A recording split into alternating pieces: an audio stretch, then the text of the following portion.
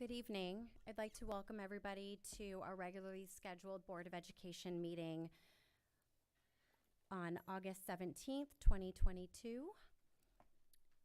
This has been a tough week for our district, and I would just like to start the meeting off this evening with a moment of silence for the lives and the family members that we have lost this week.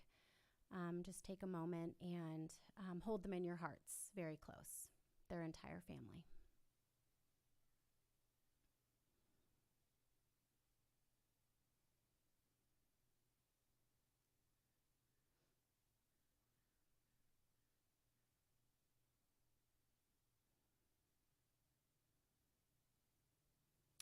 Okay, we'll go ahead and get started. And I hope we also hold dear to us their friends, their family, the staff in the Wellness Center at the middle school that's taking good care of everybody involved. I know the middle school and our entire staff have really rallied around our students, and I just thank everybody for everything that they're doing right now. It's been a tough week. So I will go ahead and call this meeting to order and establish a quorum. Board President Sarah Hines. Yes. Board Clerk Tess Arthur. Yes. Board Member Anne Marie Rosen. Yes. Board Member Carl Palestrini. Present. And Board Member Seabury Nockbar is absent. Great, thank you. I'd like to welcome our student board rep to their first board meeting this evening. Welcome. Thank you. Welcome, good to have you with us. I'd like to notify the audience that the open session of this evening's meeting will be audio taped and streamed. And I would like to receive a motion to adopt the agenda. I move to adopt the agenda. Second. Board President Sarah Hines. Yes. Board Clerk Tess Arthur. Yes. Board Member Anne Marie Rosen. Yes. Board Member Carl Palestrini. Yes. All right. And Mr. Palestrini, will you lead us in the Pledge of Allegiance?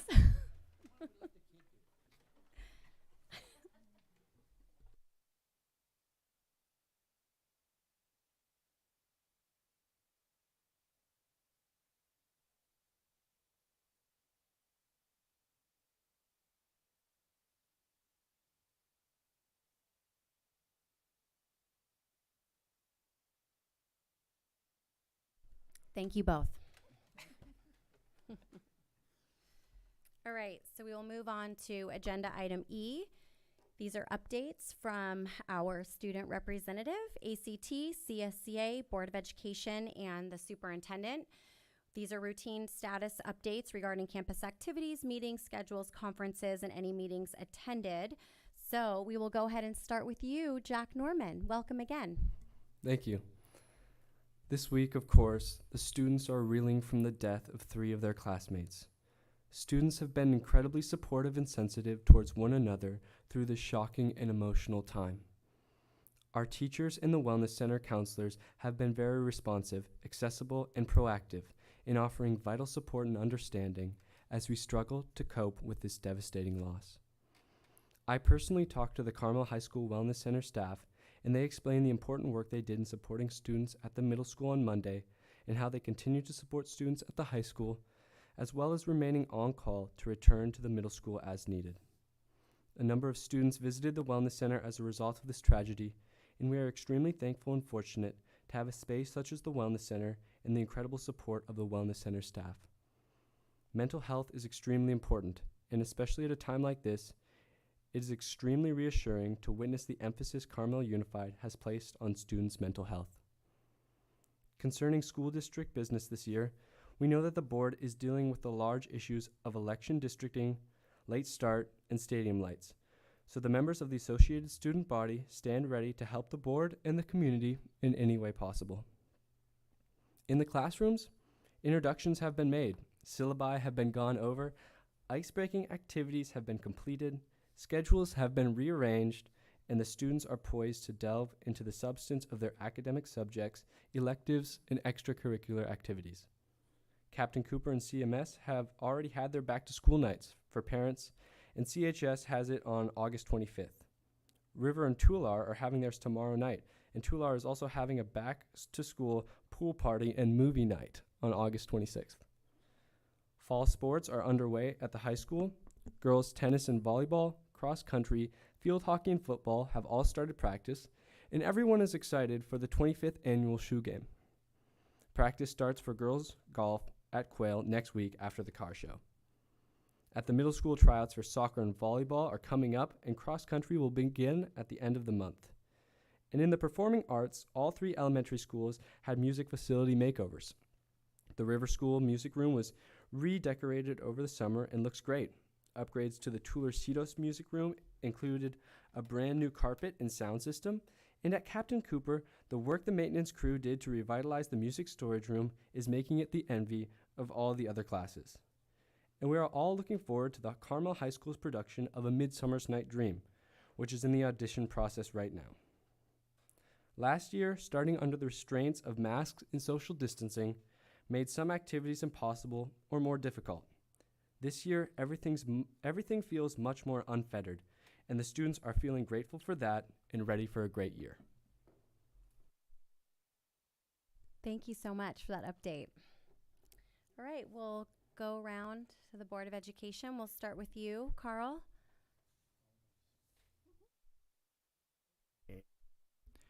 Well, you know, the tragedy with those 3 students, that one really got to me.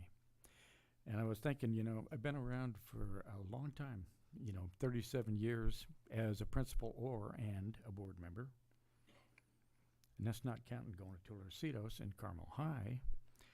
You're probably wondering why I have such a limited life. But beyond that, it was, I don't know. It just really, the tragedy of it, and I don't know.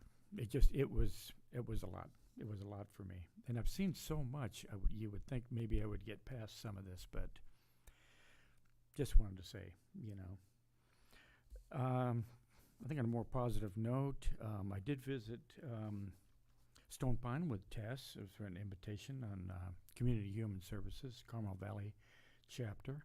And that was really pretty cool, seeing all those people out there doing all the good things and, raising money for the village. And that was pretty cool. I did do a school visitation with Ted. That was pretty much fun, except for he wrote this real nice note to the faculties at both River and Carmel. But at the middle school, he mentioned how many people I had mentioned to him that have hired. And I have to tell you, Ted, it's been hundreds. And, honestly, half of them have been former superintendents in this district. So I just thought I'd let you know. By my calculations, you are actually in my hiring list here, you are employee number 217. So you don't mind if I call you by that instead of Dr. Knight? Was that going to work for you? Yeah. Okay. Yeah. Just wanted you to know. On the other hand, we had a lot of fun. Carmel Middle School. I spent a lot of time in a middle school, and there's nothing more fun than a middle school and middle school kids. River School, fantastic. It was just kind of fun hanging out with this number 217 as we made our way through. So beyond that, everybody. Thank you, Carl. Thank you. And I am out of order here, so I apologize, Lisa and Bill. We'll do the board updates, and then we'll move on to the 2 of you. So apparently I need to dust out the cobwebs here. So we'll move on to you, Anne Marie. Well, Carl, first of all, I never thought of you as numerical, but that was interesting that you have put people into numbers. Well, that's the mathematical side of me, Anne Marie. Mm-hmm. Some side that I've never seen before. Neither has anyone else. Yeah, as soon as we won't even go into it. As I was walking in here today, I don't know if anybody noticed the plaque on the wall for this building. I don't know if anybody's noticed that. I do. Stuart Ayer Mitchell, superintendent from 1947 to 1963. Mm-hmm. Just letting you. Ayers, Ayer, A-Y-E-R, Ayer. Interesting. I just didn't hire him, by the way. Keep on. I am glad to hear that. You graduated, 64? Correct. Yeah, just a couple years before my sister. Okay. Anyway, I have got some interesting things that I wanted to discuss. I have been going on a sort of journey with everything that's been happening this week. Was the culmination of it. It started when I was going through my books again. I found Big Sur Women, and in there is the tales of the first hire for the schools in Big Sur, 1891. She came down by train to King City, traversed over the hills into Big Sur, and was telling about the people that were in Big Sur. And at that point in time, Carmel did not have schools, and yet Big Sur did. Same goes for Jamesburg. Jamesburg had a school up there as well. So school and education has been very, very important in this area for a long time. And I thought that was sort of interesting to note. Anybody wants to read the story or any of the stories about the women there, I have got the book for them. I went and had a wonderful time with meeting the new district office staff. Had a great time at the all staff breakfast to kick off the start of school. I got a chance to talk to a lot of people and had a chance to catch up with Laura Dunn, who I haven't had an extended conversation with in a long, long time. So it was nice to catch up with her about all the new things that are going on with preschool. CHS, I was there for opening day for photos. That was so much fun to chit chat with all the kids as they were coming through and taking all their photos, and I got to kind of jump in line and got a photo, so I've got one that says CHS. I just thought it was kind of cool. I had a wonderful time getting together with Sharon, although it was more of an interesting walk for me along the wild side. So we went around through CMS, through MOT, and out to the Habitat, and got to show Sharon how it gets very rural here very fast. The River School video, I don't know if any of you have seen it yet. It's so cute. You've got to see it. It just makes me so happy to see everybody so excited about it. So I've droned on about mental health in the past, and I've been questioning civilization as we know it in the last couple of weeks, and it's something that I think that we might be lacking or losing civilization. And so I came across this quote, which I thought was, or this little anecdote. Years ago, anthropologist Margaret Mead was asked by a student what she considered to be the first signs of civilization in a culture. The student expected Mead to talk about fish hooks, clay pots, or grinding stones, but no, Mead said that the first sign of civilization in an ancient culture was a femur thigh bone that had been broken and then healed. Mead explained that in the animal kingdom, if you break your leg, you die. You cannot run from danger, get to the river for a drink, or hunt for food. You are meant for prowling beasts. No animal survives a broken leg long enough for the bone to heal. A broken femur that has healed is evidence that someone has taken time to stay with the one who fell, has bound up the wound, has carried the person to safety, and has tended to that person through recovery. Helping someone else through difficulty is where civilization starts, Mead said. We are at our best when we serve others. So I would like to, at this point in time, say thank you very much. I appreciate you all letting me serve you, and I am sending an extension out to all of those people that serve all of us very well in our community, and I appreciate each and every one of them. And I have a little box that I put out for everyone. It's all the colors of all the people in the world are all together in one box. We can all do it. We can all live together harmoniously. Thank you. Thanks, Anne Marie. Tess? So I'll start off with the first week of school and all the different activities that we all attended. The welcome back breakfast was incredibly encouraging. The energy was light and the staff seemed ready to come back and face a new year. My message in a speech I gave to the staff was all about what we've endured as a district and how our staff continue to show up throughout the journey. And because of our staff and administration, I'm really, really hopeful for the future and this year. I went to the River PTO Welcome Back Coffee. I had an opportunity to meet a lot of new parents. And again, the joy and enthusiasm was pervasive and gives me hope.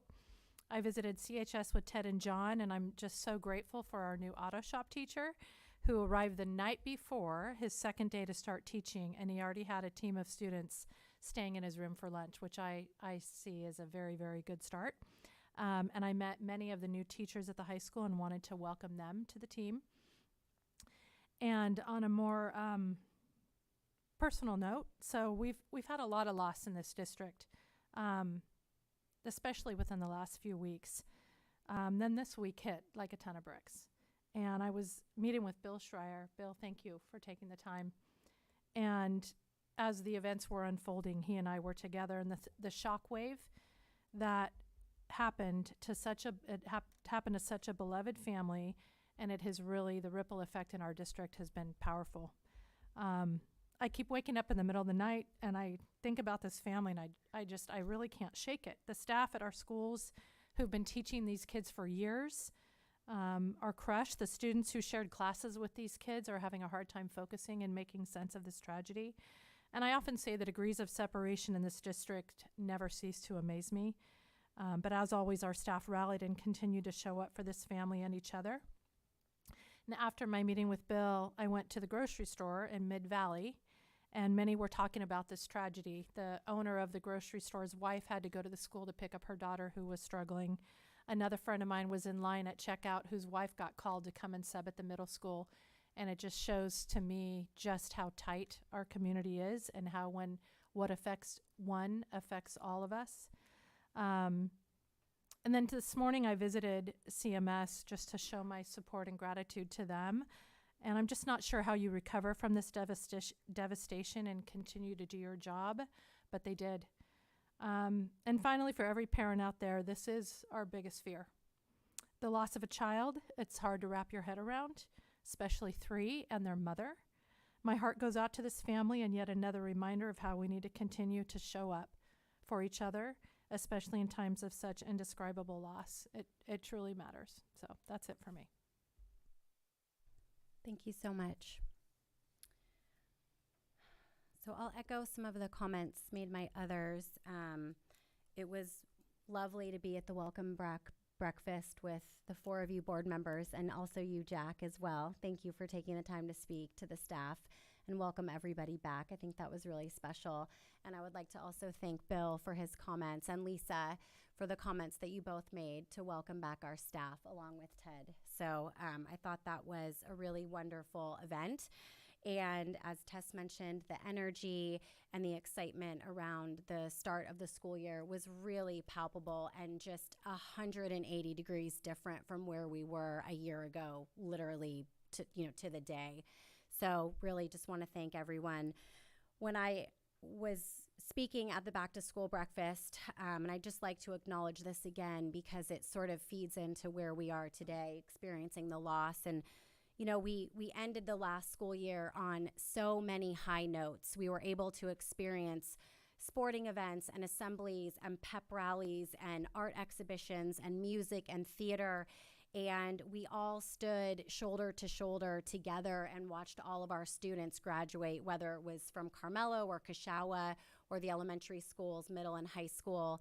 And it showed all of us that when we come together, we can get through diversity and change.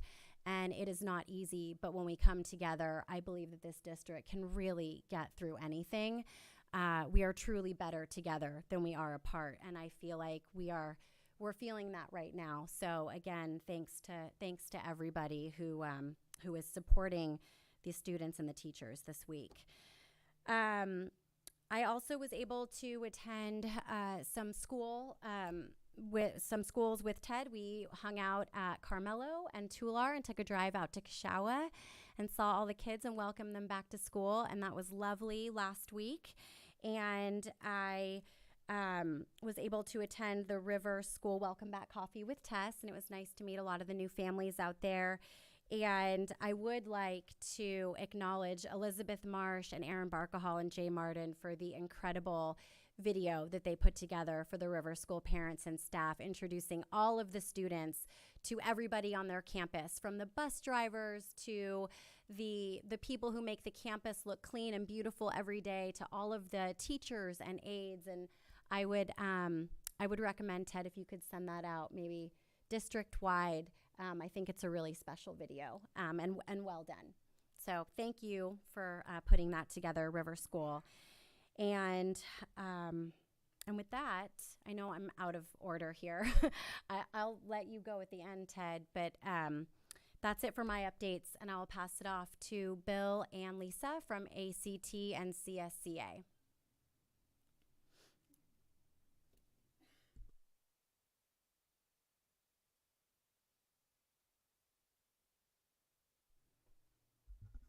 Hello, everyone. Bill Schreier, President of the Association of Carmel Teachers. I'll start by acknowledging ASB President Norman. That's a hell of a report, sir. And you are the first student rep that I've seen actually represent all of the students.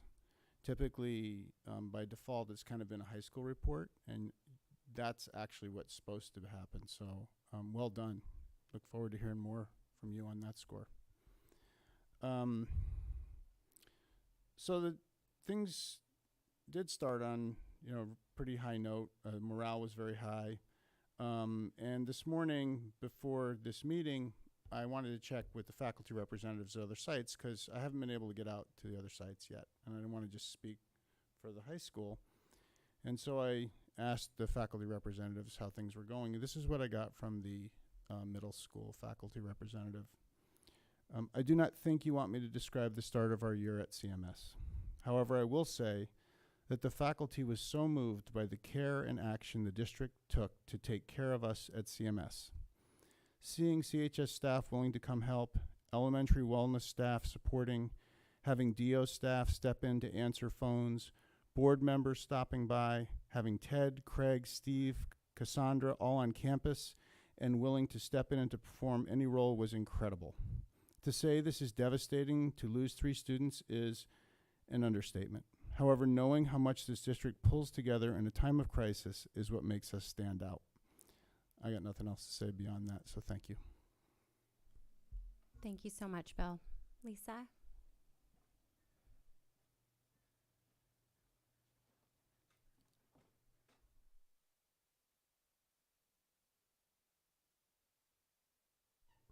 Okay, I'm Lisa Brazil, president of CSEA. And like everyone here, I want to express my condolences first and foremost to the family and all of the people that they touched in our community. It is a tragedy, and our heart goes out to everyone involved. I also spoke to our site rep at the middle school, and she echoed much of what Bill has already said, that it was just an expression of gratitude for all the support that they received. And so thank you to everyone here and all of those who aren't here who jumped in and provided support to the staff and students of both of these school sites. There's just no words. But beyond that, which is hard, it was a good start to the school year. Everybody I spoke to at the different sites said that the first week of school was exciting and that staff were really ready to come back. Unlike last year, everybody was still a little bit tired from the pandemic. This year, everybody was ready to come back to work, and that was really reflected. And the students, too, that I spoke with, I don't know if this was the same experience for you, Jack, but the students were ready to come back. So that's a nice change after 2.5 years of pandemic and masks. Let's see. I do want to welcome all the new staff. There's a few new faces here at the front, and there are a lot of new people walking around on our campuses, faculty and staff. It was a huge hiring year. Thank you to the HR department for all of their work in getting us fully hired up before the school year started. And welcome to everybody to Carmel Unified School District. We are a very happy family right now, so that's nice. And CSEA is looking forward to getting back to the negotiating table. We start negotiating this month, and hopefully that will be as smooth as our last round. So that's all I have. Thanks so much. All right, last but not least, Ted. Employee number 217. I'm sorry, employee number 217. Got to get these people in line, Carl. Yeah, certainly had a tough start to the week, but I also was impressed with how our educators, our staff, and our community pulled together, supported each other, continue to be in awe of our leaders. Watching Dan and Jen here at the middle school work through this with their staff, knowing what Ryan Peterson did out at Tular with his staff, where those students went to elementary school.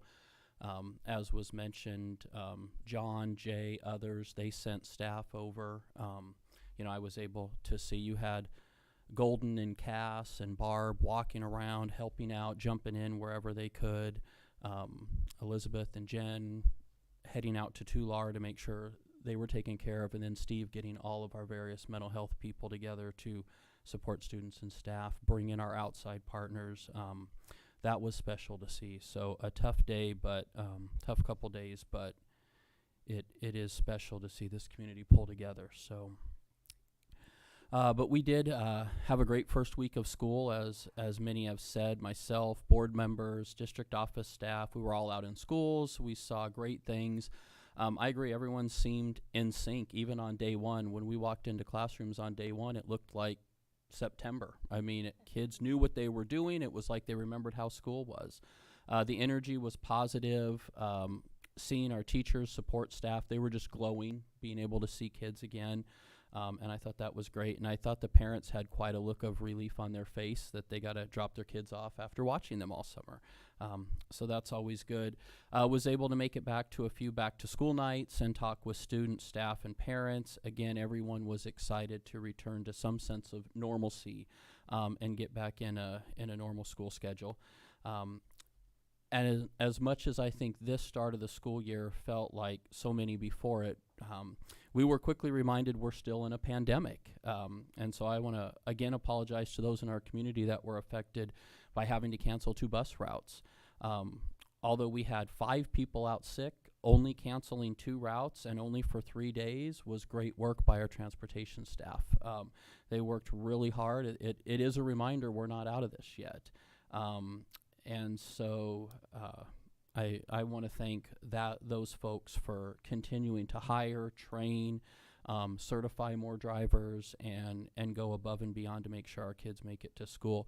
And also want to thank the Youth Center for their work. They hopped in right away, Jessica over at the Youth Center. They were walking down to River and getting kids.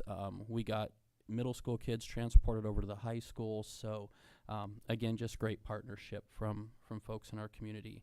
Another piece of good news for the first weeks back, we received our late start research brief from Hanover.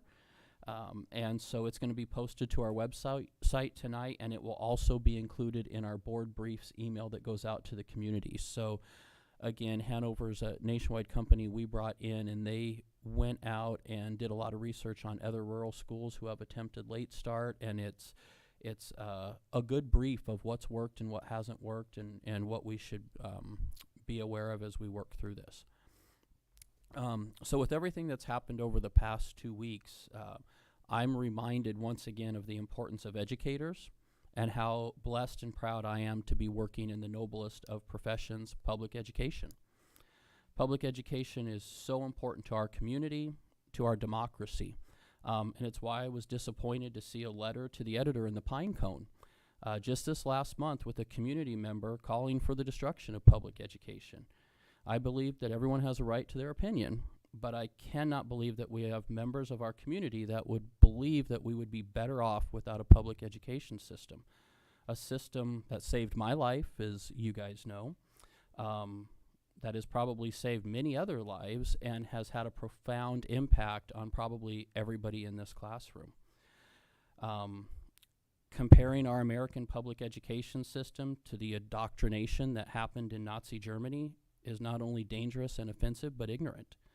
I would hope that everyone would join me in condemning these comments and praising the work of our public educators, our support staff, and our board members. I continue to feel the need to inform our taxpayers, families, students, and staff of the overwhelming number of CPRA requests that we are receiving, primarily from 2 people who own property in our community. At this point, we've received approximately 28 requests on district facilities surrounding stadium lights that have already been answered, and 11 are in the queue to be completed.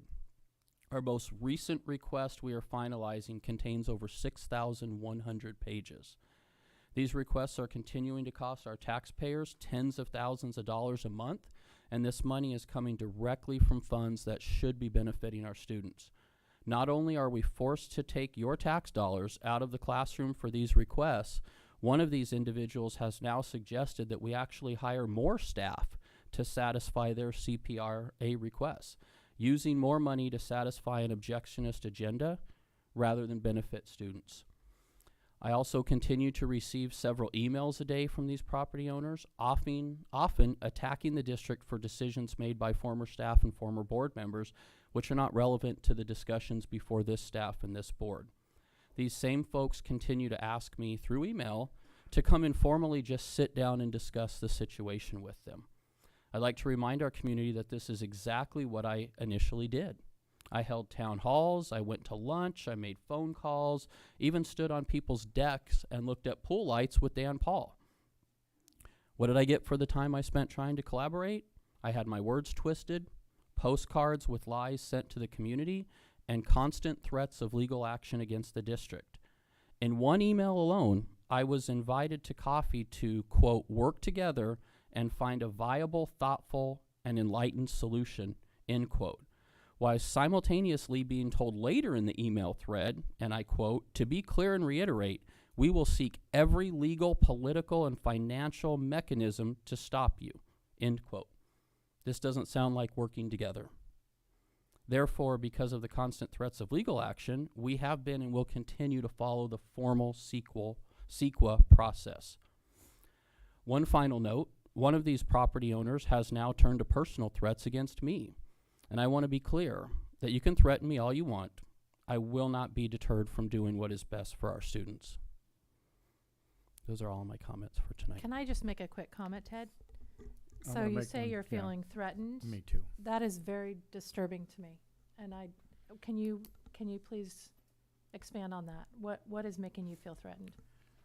Sure. Let me find the emails here. So in a recent email from one of these community members, and I'll read the quotes. And the first one I get, people are frustrated, but you know, to quote, as our community pays your salary, if you don't want to be the 7th, 8th, or 9th superintendent to be blown out in many years, end quote.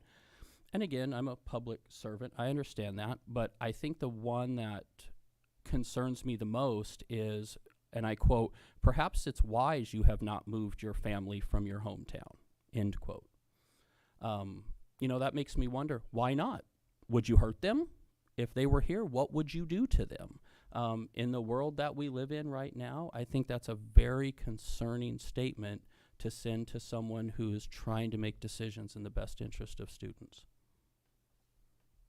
I'm going to follow that a little bit too. I've been behaving, people that know me, I don't always do that.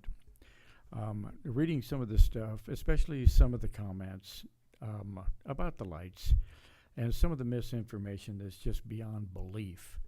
You know, Carl's in there, Tess is in there. You know, Carl was apparently on the board when the pool lights were put in, and no, he wasn't. He was the principal. And if you knew anything about process, you know, principals don't do CEQA process. They listen, and that's district office stuff. A lot of the references are your lights. I know from Jessica's communication, Jessica, your lights. Well, I checked with the district. Jessica doesn't own the lights, to my knowledge. She's reporting information. Goofy lawyers that are supporting your efforts. Are there not lawyers that are specialists in this world that do specialized things? Does it make them goofy? I don't think so. So, and the other one too is this constant you won't meet, you won't meet, you won't meet. Ted's not supposed to meet. The CEQA process is very clear about how you do this, how we perform, what their opportunities are for review and response. It's ridiculous. It really is. I got to tip my hat to Jessica because she's doing the word on the street, which you have to love. Only in America can you make comments and ask questions without identifying yourself about other people. And, you know, let's take a look at the recent ones with Tess and I. One of them is, you know, Carl with the pool lights. You're a noble human being, but you did it all wrong. And for Tess, raising, $650,000 from the public to beautify and to redo the high school field. Of course, the district put a lot of money in there, too. And your wildest dreams, could you think that somebody would find that offensive to do? She didn't say anything about lights when all that was going on. We were simply doing bleachers, restoration of the field, all of those things. So it does fall into the no good deed goes unpunished. So I just want to be clear that I'm getting to the end of my rope on this.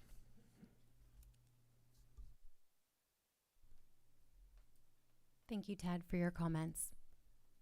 Thank you, Carl and Tess, also.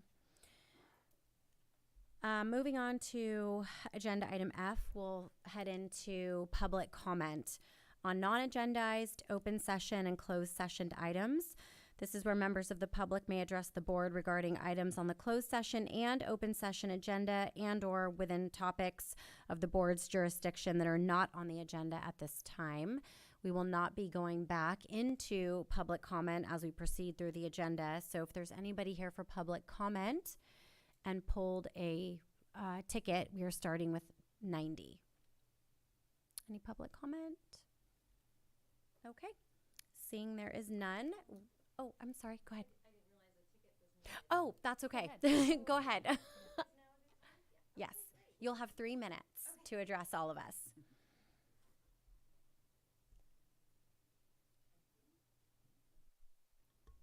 There we go.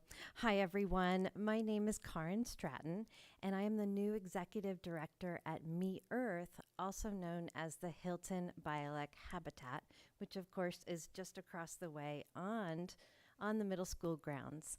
I'm excited to be here. I am an educator at heart, and I am so excited about bringing the habitat to life through cooking and science and gardening and just education and inspiration through environmental stewardship. So I just want to say hello.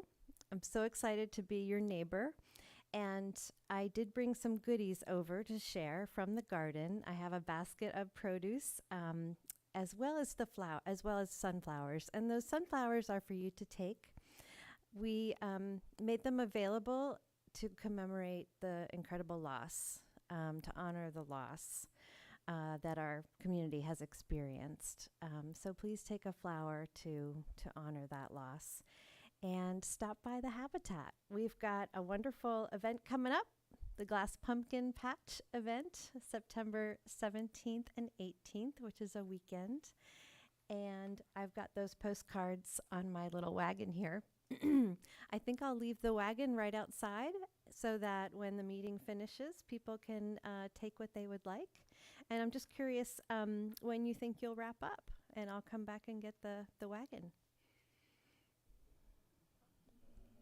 I would say that's the $1 million question. Okay. An hour, I would say 7:15. Okay. And yeah. I have another board meeting to attend, so I'm going to excuse myself. Okay. Oh, okay. Thank you. But please help yourselves, and so nice to meet all of you tonight. It's so nice to meet you. Thank Thank you for you. coming. Yeah, Thank you. welcome. All right. We will move along to the consent calendar. This is where the board bundles a number of items and act upon them together in one motion through the use of this calendar. The consent agenda items are routine items deemed to be non-controversial for which board discussion is not anticipated and for which the superintendent recommends approval. There will be no discussion of these items prior to the vote unless any members of the Board of Education request specific items to be removed for discussion. So with that, is there a motion to approve the consent calendar? Without comment from others, I would move to approve the consent calendar as presented. Second. Board President Sarah Hines. Yes. Board Clerk Tess Arthur. Yes. Board Member Anne Marie Rosen. Yes. Board Member Carl Palestrini. Yes. Great. So moving along to agenda item 3A. This is our action, discussion, and information item section of the agenda. So this evening, we'll begin with a public hearing to review draft maps and provide input regarding the establishment of trustee areas of elections by trustee area. It is recommended that the board open a public hearing to seek input regarding the composition of potential trustee area boundaries. So this evening, Can I get one of those for the board rep? Is that okay for him? Thank you. Okay, thanks. So the way the public hearing will work is how we officiate other public hearings. So Jack, I'm not sure if you've been a part of this before. So what I'll do is I'll open up the hearing. We'll hear comments from the public. Then we'll hear the presentation from our consultant. Then we'll hear comments and input from the Board of Education and yourself. And then we'll go ahead and close the hearing. So that's how this will work this evening. So I will hereby open up the hearing. And if there are any comments from the public on the district mapping, now would be that time. Okay, seeing there's no public comment, we will move on to the presentation by our trustee consultant. Thank you. It's a pleasure to be here. I've done a lot of work since the last meeting, so we get to review some draft maps. So that's the purpose of tonight's meeting. And then switch it on. Yeah. Great. Thank you. So before we go to the draft plans, I'm going to go over this map drawing tool that we developed. And hopefully some of you have actually used it or played around with it. And if not, I want to encourage you to do that. And I'm going to show you a little bit about it to help you get started. And then I developed 4 draft maps, and I'll go over those. And then it's important to get some feedback from the board about what they like, what they don't like, and so on. And we can develop more maps if needed.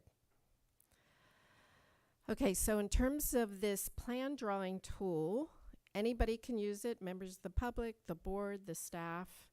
And what we've done is we've divided the district into pieces, small pieces, and we tried to use neighborhoods and logical boundaries, and we were constrained by this actual census blocks, the smallest level of geography that the census had.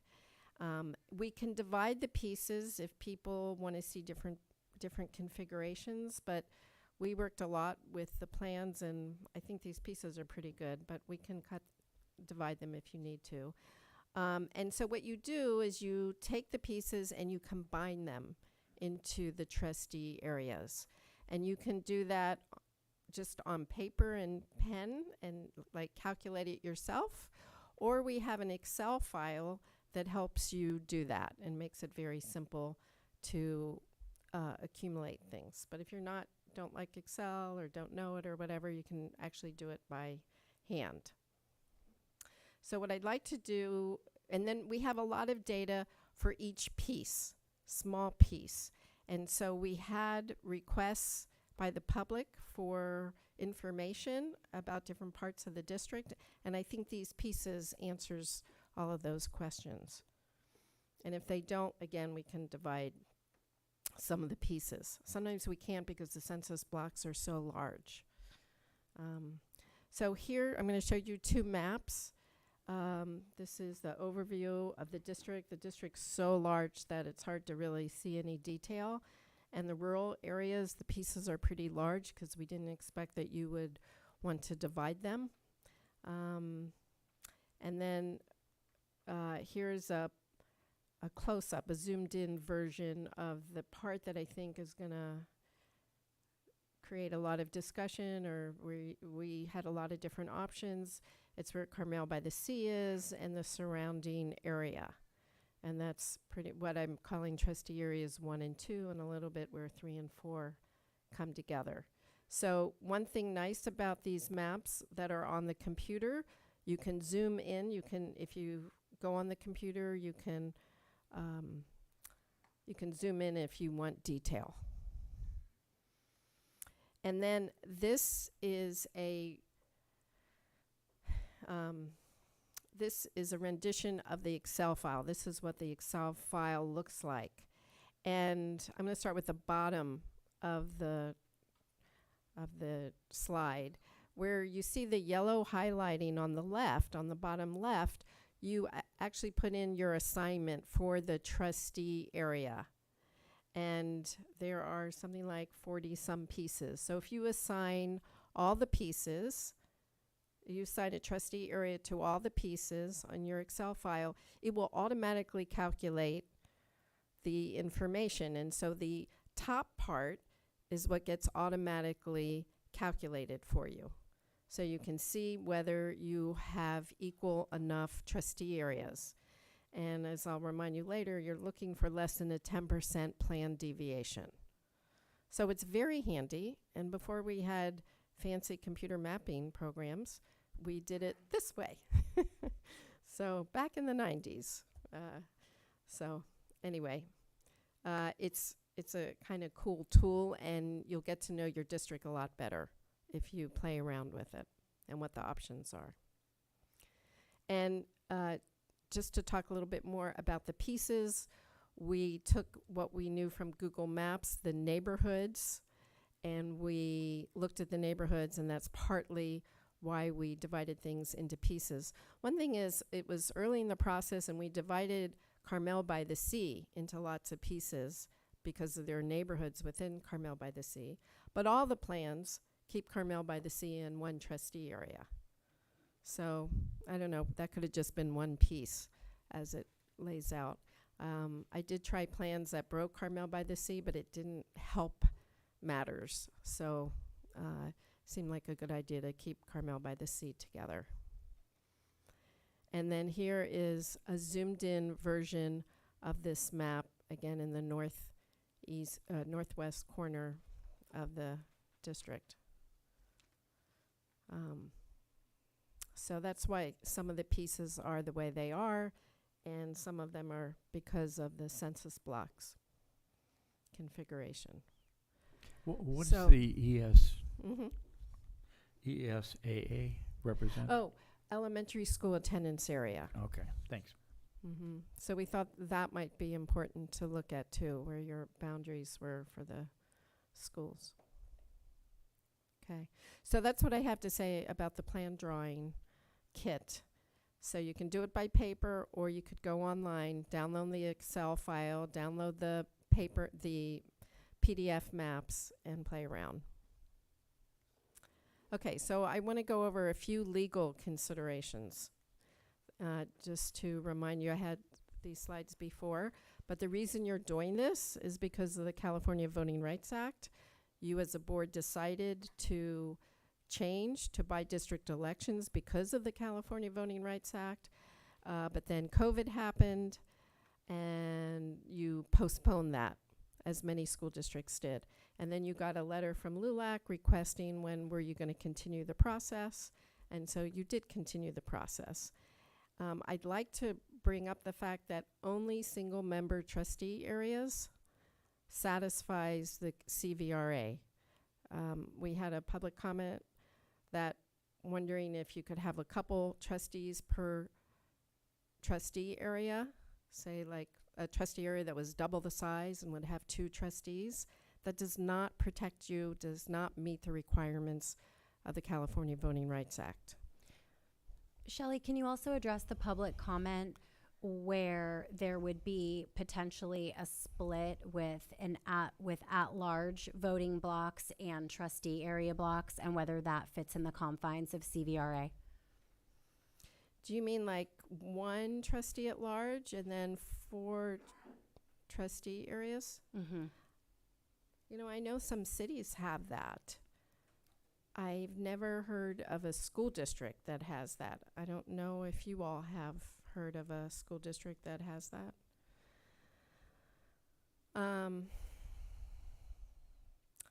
I'll look into that. I'm thinking because the city has it, it's maybe possible you could have 1 at large and 4 trustee areas. I think that's a question for your attorney, but just from my experience, maybe that could work. And then you would only need 4 trustee areas. Yeah. Okay. But anyway, we know like Monterey Peninsula Unified School District had a couple, I think 3 trustee areas and 7 board members. And they were recently challenged, and we just redid theirs into single-member districts. So that's an example where you just can't have multiple people per trustee area. But maybe this 1 at large could work. So I also want to go over the main legal requirement is that the population has to be equal by trustee area. And it has to be the total population. And it has to be from the census. So we can look at your student population or the children or citizens or voters, but we can report on that. But when all is said and done, it has to be the total population in the district that needs to be equalized. And you have a 10% deviation between the smallest and largest district. So that turns out to be 459 persons. So you can have that much difference between the smallest and largest district.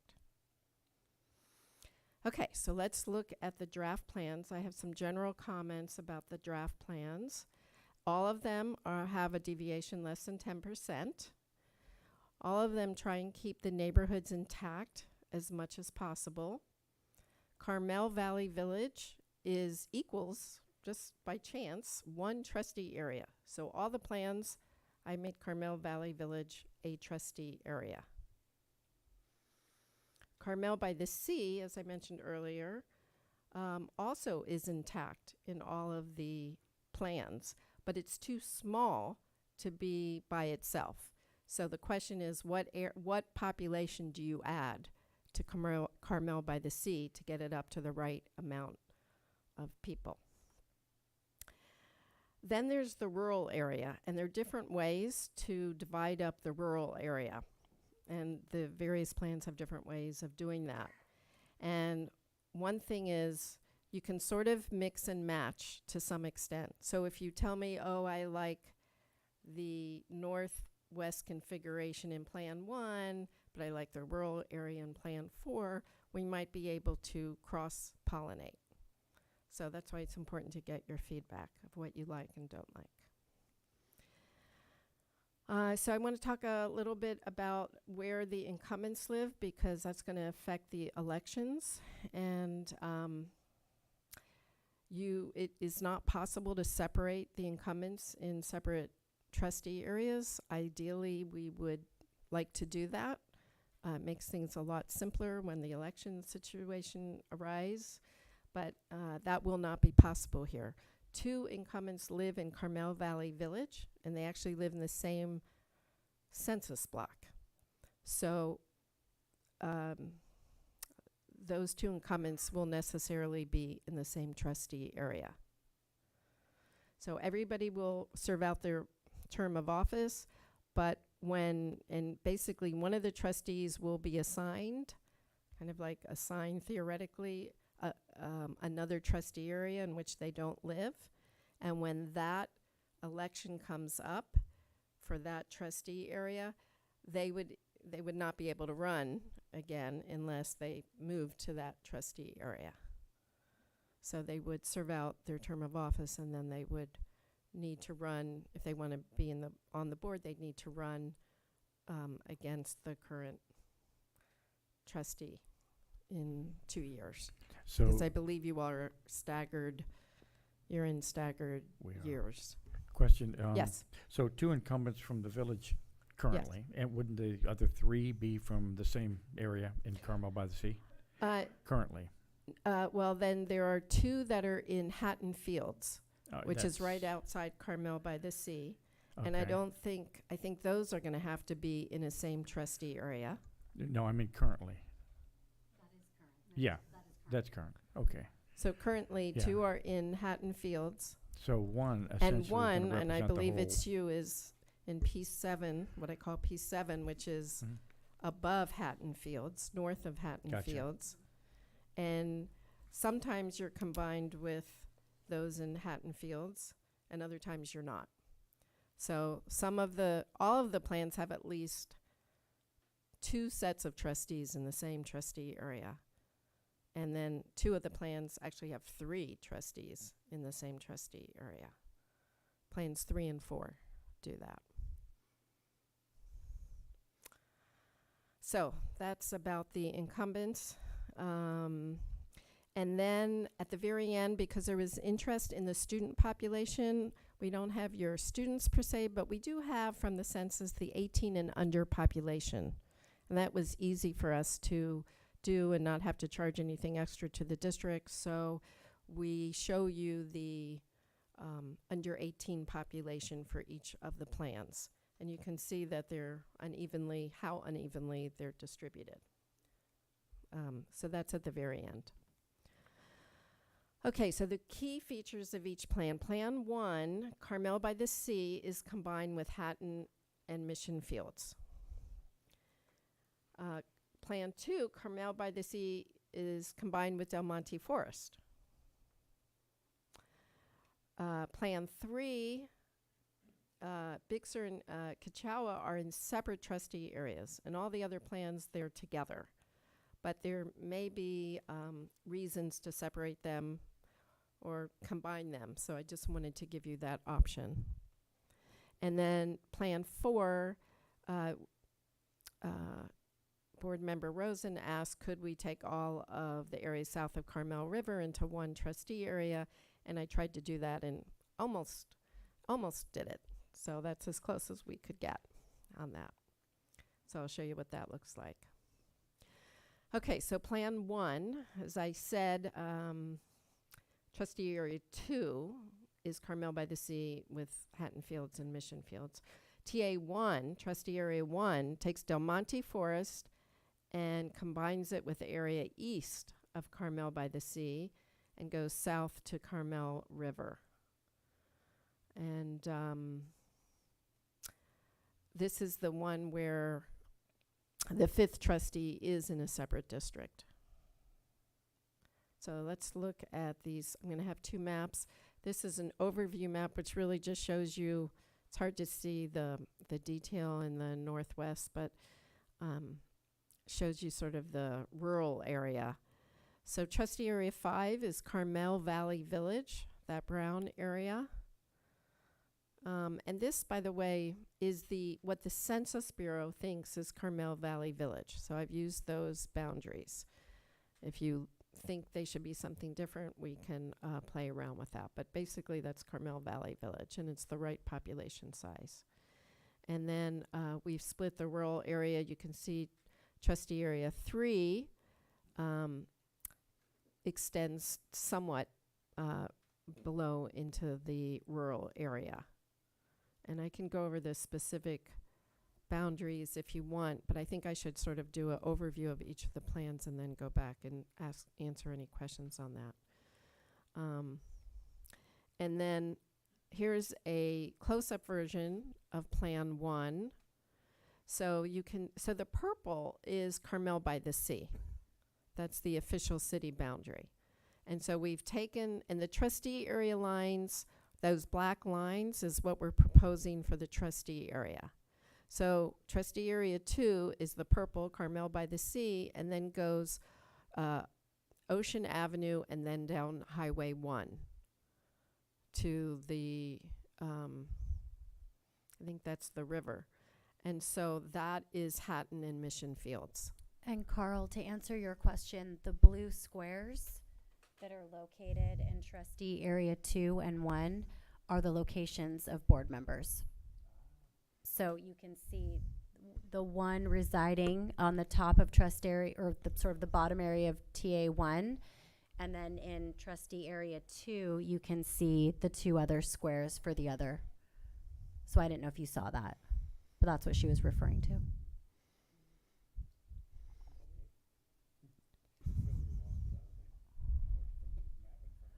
Well, do you want to? Okay. Okay. So that's trustee area 2. So trustee area 1 is Del Monte Forest, and it comes around Carmel by the Sea, goes down 1 to the river.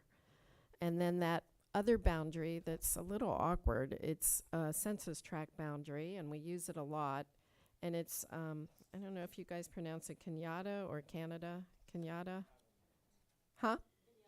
Kenyatta? Okay. Yeah, so that's Kenyatta. And that mirrors the neighborhoods as best we can. And to the right of that, in trustee area 3, is a very large census block, so it's very hard to divide that. We sort of have to use that line. May I ask you what the scale is on this in terms of mile-wise? I don't know if we have this scale on there. Say from one side, from right to left? Probably figure it out. You probably can. It looks like it's. I don't have the Carmel Valley Road would be the scale on it. We can get that to you, though. May I just ask what the first green is? Palo Corona? Or what? is it Rancho Cañada? Palo Corona. Yeah. I'm But not the quite. the second green. May I point to it? And The ask? Rancho Quail Cañada Lodge. Golf Sorry, Club. it's Quail Lodge. So the Okay. first green on the left is Rancho Rancho. Cañada, and then moving down towards the right is Quail Lodge. Yeah. Okay. I'm just trying to get as to where the boundary is between one elementary school district and the other in terms of looking at it. Oh, between the elementary districts? Well, I think the red line is the elementary school districts. Okay. Thank you. So that might be helpful. Just a quick question. So Rancho Cañada is subject to future development, and it could be significant in terms of housing and low-income housing. What happens if that population pops up at a pretty high level? Do we have to look at the redistricting piece again for equity or not? You can't. You can't do it again until 2020. Okay, thank you. 2030. That ends it. That makes that pretty clear. And maybe it'll take some time, so it won't be so inequitable in the meantime. Yeah.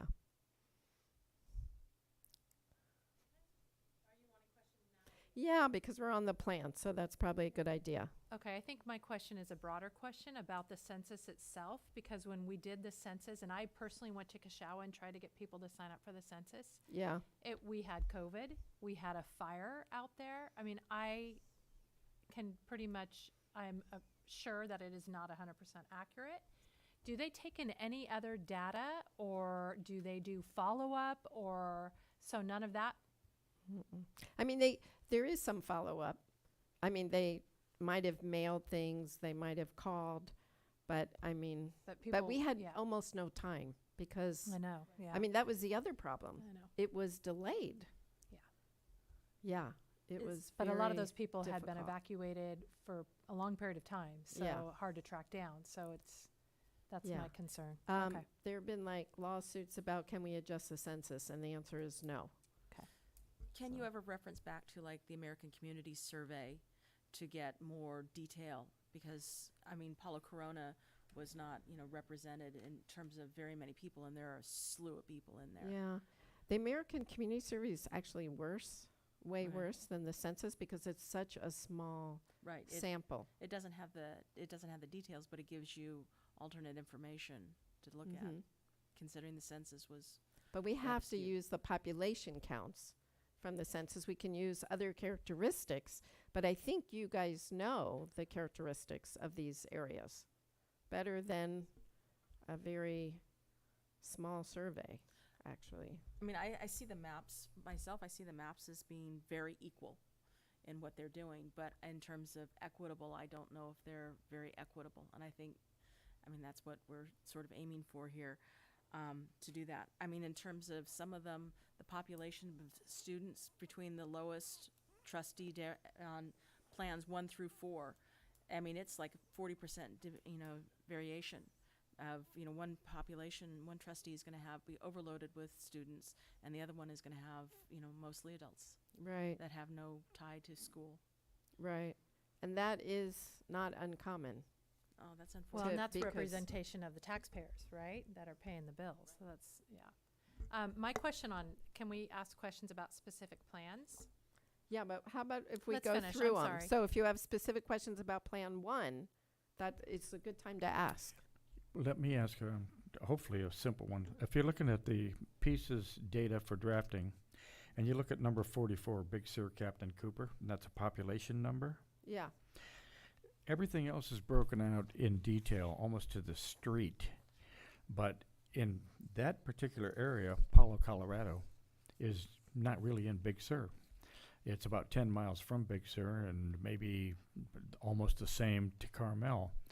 And there's three distinct living communities up there at Green Ridge, the Lower Canyon, and Long Ridge. It's a pretty good sized population area, and it might be included in that 935. But I would, if you're going to break it out in so much detail with streets in Northwest and Southwest and this street and Mission Fields, I would look into a breakout on that, because that is a distinct community that isn't really represented by number or name. Yeah, we can do that Okay. for sure. And the reason I didn't is because I didn't think that they would ever be in a different trustee area. So I'm trying to give Yeah. you, make it easier for you.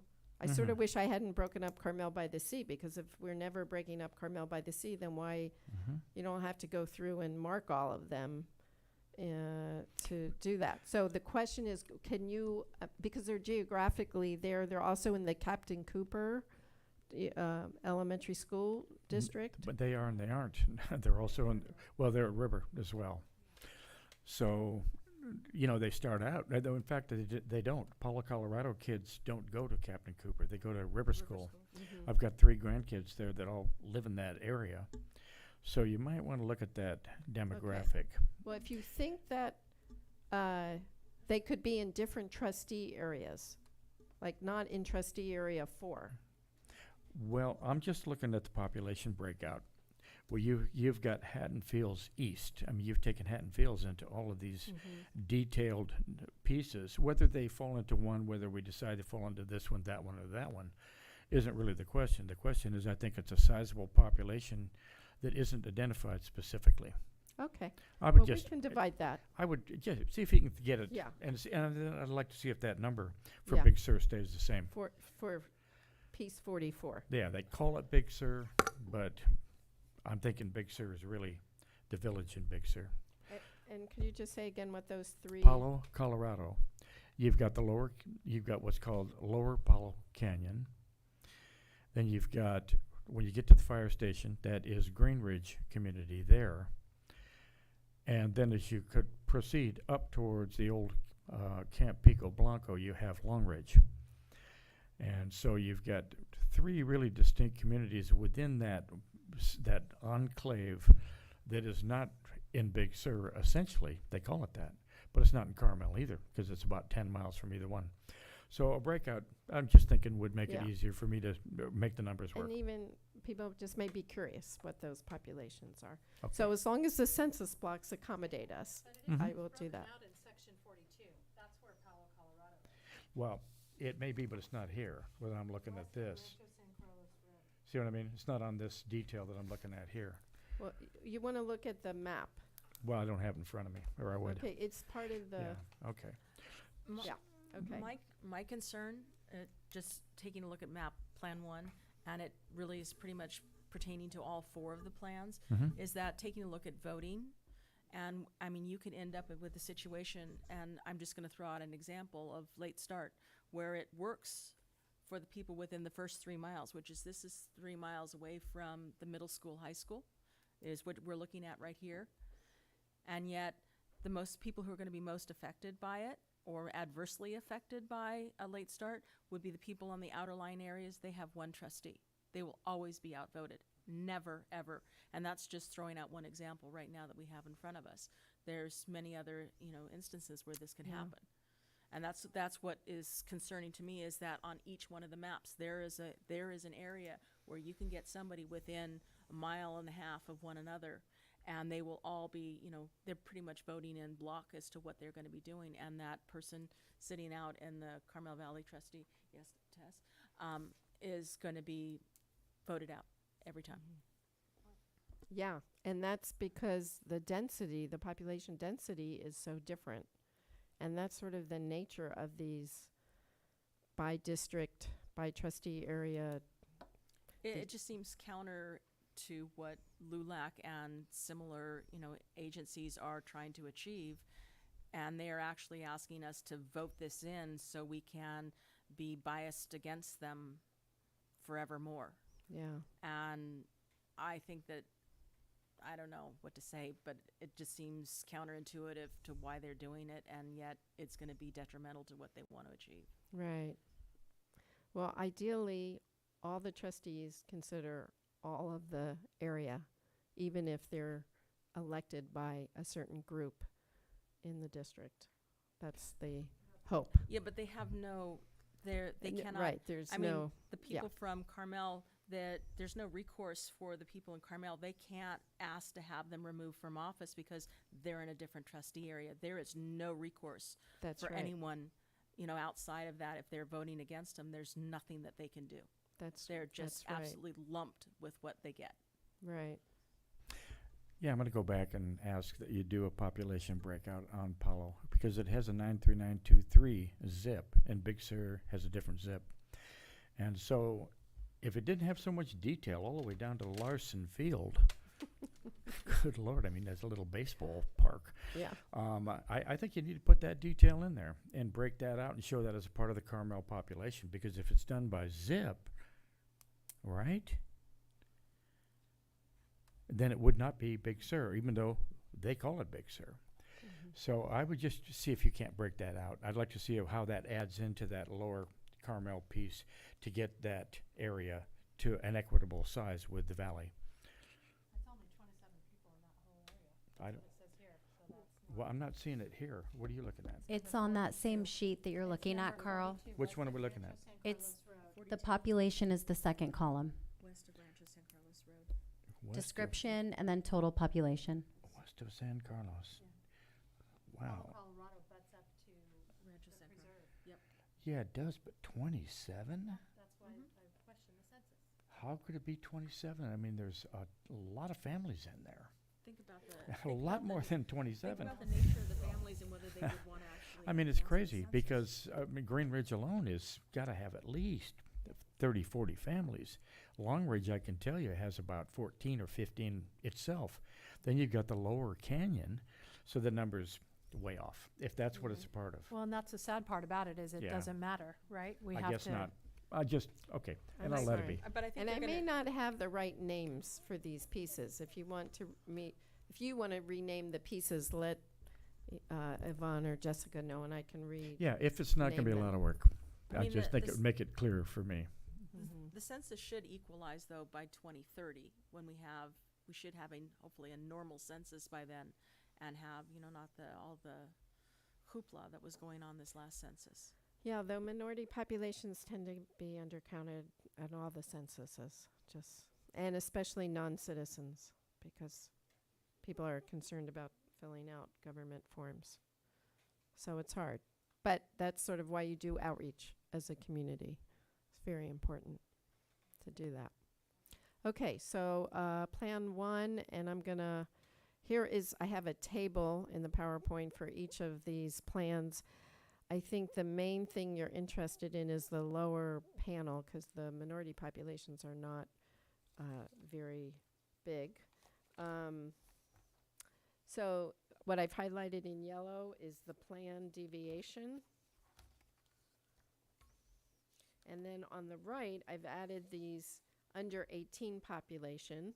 So you can see for Plan 1, they range from a high of 897 people under 18 to a low of 565 in trustee area 3 or 587 in trustee area 4. So the rural areas have a much smaller number of people counted by the census. If you think that's an undercount, then actually that starts to equalize the population of children on that. So, okay, so that is Plan 1. So I'm going to go on to Plan 2. Okay, so now a key feature is that I've combined Carmel by the Sea with Del Monte Forest. So let's look at that. And again, the trustees are split as much as possible. This is an overview of the area, and the rural area is slightly different than in Plan 1. Maybe at the end we can talk about the rural area in more detail because I'd like to get a sense of what you guys, if you have an opinion about what looks best, what it would be best. But still, most of trustee area 4 is the rural area, and trustee area 3 takes some of that as well. And then looking to the northwest area, you see the yellow is Del Monte Forest, and then the purple is Carmel by the Sea. So that's the two, and there's one block to connect them, which is like kind of a squiggly line. That is a block, census block. So that is trustee area 1 plus the area that is what I call P7, which is above Ocean Avenue, north of Ocean Avenue, where there's a board member. So in this plan, the board member would be in trustee area 1 with Carmel by the Sea and Del Monte Forest. And then trustee area 2 starts to the east of that one block from Del Monte Forest, goes down to the river and uses Kenyatta again and Pine Hills, Kenyatta and Pine Hills, and then takes in that that green area, which is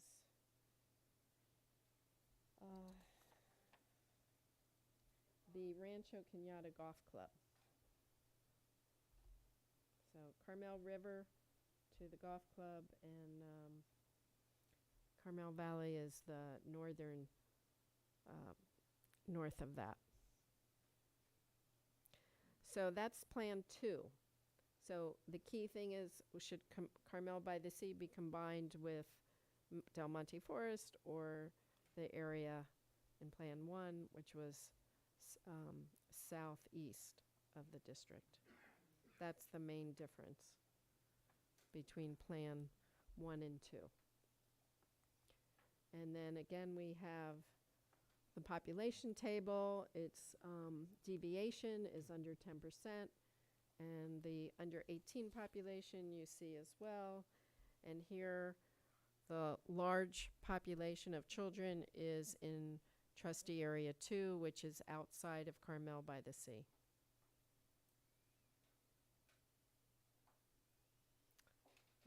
And also in all of these plans, Carmel Valley Village, District 5, trustee area 5, has a fair number of children at 779.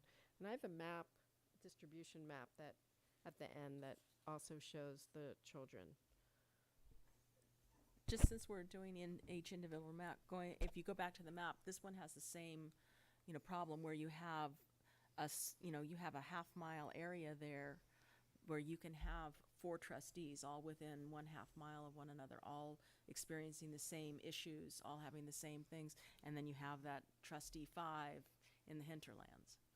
Well, 5 actually is Carmel Valley Village, but you're Right. saying 4. But 4 can No, I'm even saying- be right up there. I said Carmel Valley Village is Is gonna be, 5. obviously 5. It's going to be out Okay. as a singleton out there. It's always going to be 10 to 12 miles out the road. Right, you're right, and and it's even likely because there's a lot of population density.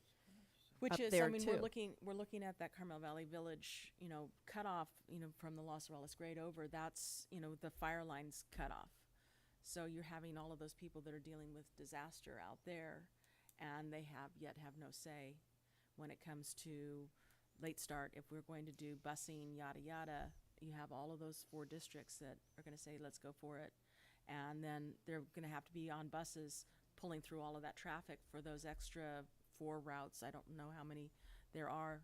They're going to be out there, with all of those children that are not going to be on buses because we're going to be trying to get from our outside in. I don't know. I just see it as a problem. And then this one I think is 36% difference between the largest student population to the smallest student population in trustee areas. Right. Even though the numbers are, as I said, very even. Yes. And your job is, my hat's off to you. I don't know how you do your job. Well, the job is really to equalize the total population and then see if we can do anything about these other characteristics. But Right. that's first and foremost, and there's nothing we can do about the rural area, both being low density and evidently low counted, undercounted. Mhm. So you've sort of got a double whammy there with one trustee representing that whole area. Yeah. Okay, so going on to Plan 3 is a little different than the others, especially with the rural area and also with the northwest area as well. So let's look at that. So in this case, you can see that line goes all the way down the middle. That is, it was hard to find actual roads, but Robinson Canyon Road to a ridge line. But that's basically, most of that is Robinson Canyon Road. And so it divides Big Sur area and the and surrounding area from Kachawa. Can I ask a So- question on this? Yeah. So Carmel Valley Village, does that have to stay one trustee area, one voting block area? Does that have to? Because I notice it's the same in every one. Because my feeling, this is my favorite plan because I think it's important for us to separate Kashawa and Big Sur, because those populations do not know each other very well. I mean, I know one family who has parents on both sides, but that's it. But Carmel Valley Village, I mean, this trustee area 3 goes so far into Carmel. Is there a way to break up Carmel Valley Village so that it separates them, so at least that trustee area 3 still stays rural? I mean, we can break up Carmel Valley Village. I didn't because it seemed like a community of interest. But we can. But those are very different populations from Kashawa all the way. I mean, this goes all the way to what is going to be the new Summer Ranch, basically, which is high wealth, quail, high wealth.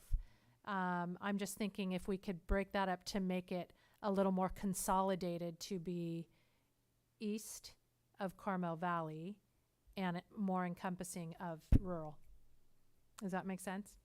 So if we broke up Carmel Valley, then let's see, You trustee. could do it at Ford Road, or Yeah. I don't know where that would make sense, but And then trustee area 3 would not have to go up so north. exactly. Yeah, that's true. We could do that. The grade's all the way over here, though. I mean, Yeah. that's on this side. It would have to be on the other side of Tular, and then include like Sleepy Hollow, Los Tulares. East. Yeah, we could. I we just could think play with that. would be Mhm. more of a similar demographic than going so far into Carmel. Is there a logical place to split Carmel Valley Village?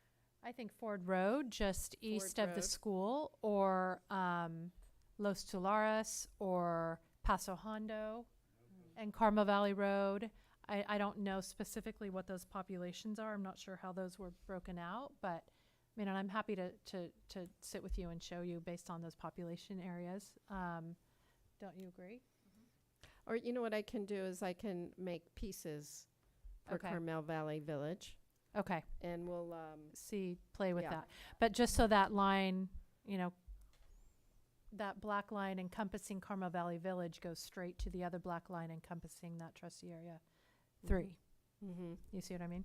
Yeah, so it would be Kachawa along with the southeastern part of Carmel Valley Village, the Yes. village. And then Based the on northern density, part yes. would be the northern part of Carmel Valley Village with the northern piece. Okay. Yeah, and I guess we can't do much to trustee area 4 because that also comes pretty far. I mean, that includes Brad Pitt's house, which is interesting. So that Big Sur line, that's just, I guess there's nothing we can do about it unless you pulled in, just to make them more represented in those two areas. I don't know how we could play with it more. I don't know how you said it. I'm really bad with But we direction, have to but get enough population. I understand that. So there's Yes. like this whole I understand. area that Yeah. is not populated, so we have to add something. But the Highlands is in there Yeah, no. along with Big Sur, so Yes. it's I know massive it's area. awkward that Yeah. you've got. So maybe that one can't change, but at least that would give us, I don't know, Mm-hmm. a different look. Well, Mhm. for me, I'm waiting for your recommendation at some point of which one of these plans meets the intent of the law Mm. in terms of equity. And that's really what it's all about, because we are so vanilla in so many ways. Anne Marie's point about 4 trustees living within a stone throw of each other. I mean, what are you going to gain out of something like that? You know, you practically have a neighbor that's saying the same thing you are. Yeah. And even our low wealth communities, economic, shall we say, distressed, are changing as we speak. You know, even Kashawa is turning into vineyard heaven and being developed, and then so is Big Sur.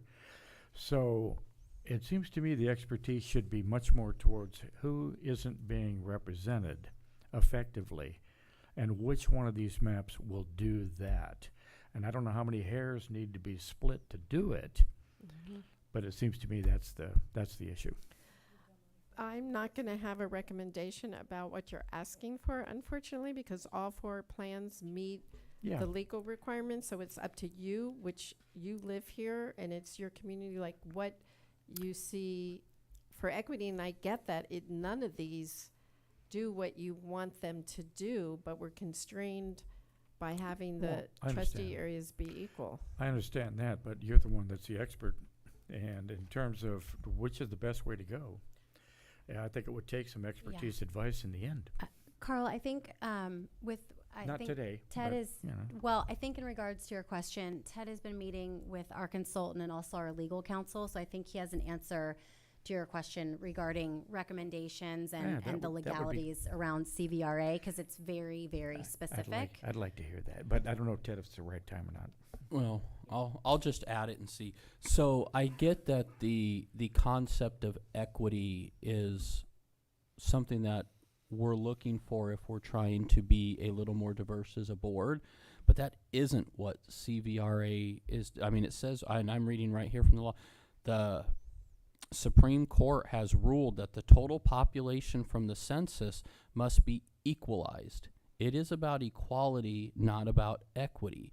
And I think we all share the same feeling that the census might not be accurate. The CVRA, as it's written, is probably not going to create a more diverse board, et cetera, et cetera. We don't have the option to not follow that. You guys have got to decide how you want to equally divide this school district up into 5 portions that are no more than 10% of whoever did get counted in the census. It is the only way we're going to meet the CVRA. So I agree, it's the commentary is not wrong, but it's almost irrelevant to the decision you guys have to make, because it's not what we want it to be, it's what it is. So with that, that's a good, thank you for that. And by the way, it's clear as mud, but clear as a bell at the same time. But, you know, so it seems to me that it's just a numbers game more than almost anything else. And I'm not so sure. Well, it is, you know, and it will take some very qualified people that happen to be in the same trustee area out and limit some opportunities while hopefully, and I agree with Ted, I don't know if it's going to create too many. It might. So it gives me a little better understanding, but wow, I'm just going to have to wait until the rest of these people figure this out. May I ask, Tess had made a suggestion of, you know, sitting down with you to work with the maps. Is that actually a possibility for us? Well, I think that should be at least one done of us to do that. in public Okay. or through feedback that is on the district website. Uh-huh. And it is possible, if you want, we can do a workshop where with the board, and I have the computer and we project the computer and I can do computer mapping. It's a little sloggy, so maybe it should be like a workshop, you know, not touted as in a normal board workshop. But I think it needs to be public process, whatever you do. You know, for me, it's the only interest I have in this is underserved communities and representation, period. The rest of it, to me, is you can blink at Carmel Valley and Carmel and Pebble Beach, and it's all the same. Right. So Yeah. how do we, I know Ted made that pretty clear, it's not really about an altruistic thing, but it might be in terms of the actual legislation where there are some real serious issues that can be solved with this kind of thing, but we happen to be one of those districts. Yeah, you're not one. Just in defense of CVRA, it did diversify many school boards and cities and so on, but you just don't have that population. And Correct. so it's being, because it's the law, it's just blanketed to everybody, and so you're having the effect of that. But that is, I do know that you care about the Kashawa area and Big Sur, so it's just whether they should be combined or whether they should be divided. So I'll come back and give you other options and divide the pieces so you can also play around and make your own plan. Has anybody tried to make a plan? Oh, yeah, no. Yeah. No, the process is fine, it's just to me Okay. the intent. All right, so so I want to go. So this is kind of interesting. This is a different configuration for the northwest portion. So in this case, Carmel by the Sea takes all the area west of Highway 1 down to the river. So that's kind of a nice configuration. The problem is we have now 3 trustees in one trustee area. But then you have a different configuration for trustee area 1. It's Del Monte Forest, and then just goes all the way east to Tahama. I don't know if I'm pronouncing that right. Tahama. Tahima. Tama. Tahima. Okay, and then Cañada de la Segunda. So that's that, which is off the map, but that's where that other line is. So it doesn't break up that community. So that is a different configuration for the northwest area. I wanted to show you that. And then again, we have the population counts under 10% and unequal child populations. And then Plan 4 also has a different configuration for the northwest and for the rural area, and I'll show you what that is. So here the rural area is pretty much all together, more compact. Like the other districts are more compact. District 3 is more compact. And so District 4 takes in all of that rural area. So I don't know if that's worse or better, but as a community of interest, we like to keep communities of interest together, and that is the rural areas like a community of interest. So it's an advantage from that perspective. And this is the one that used Carmel Valley, Carmel River for the dividing line. So in this one, I have combined Del Monte Forest with Carmel by the Sea, and I've taken a little bit more population where Del Monte Forest and Carmel by the Sea come together, and as a result, we have 3 trustees in trustee area 2 now, because everything east of Carmel by the Sea is in trustee area 1. I'm sorry, in trustee area 2. And it kind of, trustee area 2 kind of wraps around Carmel by the Sea. It takes the northern area, goes down, and then under Carmel by the Sea. So, and then that line between, boundary between 3 and 4 is Carmel River. And then again, we have the population numbers under 10%.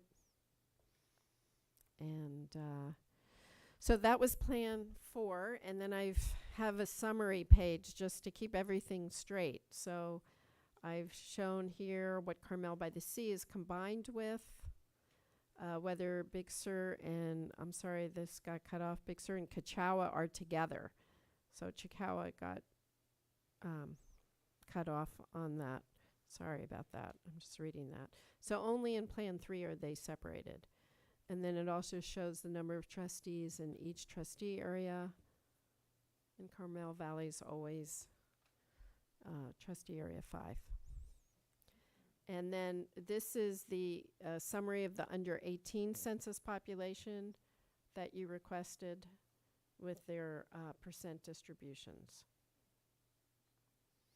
And we have a map, and you should go in, if you're really interested, you can zoom in on this, but you can see that there's a big population in Carmel Valley Village of children, and also outside of Carmel by the Sea. So that's where your populations are of children. And then we've been having questions and discussion, but I'm happy to entertain any more questions or listen to more discussion, and happy to thank you for the feedback you have given. That's very helpful. Yeah, and I think we can all take the time to ask questions now, or submit any feedback to Ted directly or online. I think the goal is for the next mapping meeting that we have in September to narrow it down to 3 maps. So as we keep going down the road here, we need to start whittling down our options, and then ultimately, I would imagine we'll sort of narrow it down to 2 from there potentially, and choose one with the culmination of all of these meetings and discussions. Well, eventually, but you can come down to 1 map at any time. Well, sure. Yes. It just sounds like we're not quite there yet. Well, no, So I was can we just- do it tonight, guys? I was you know. progressing. Yes. Thank you. Thank you for the. Okay, well, one thing that would be helpful is, do people have an opinion about what Carmel by the Sea gets combined with? Is that of interest, or it seems? The most logical would be Del Monte Forest. Yes. That's the most logical.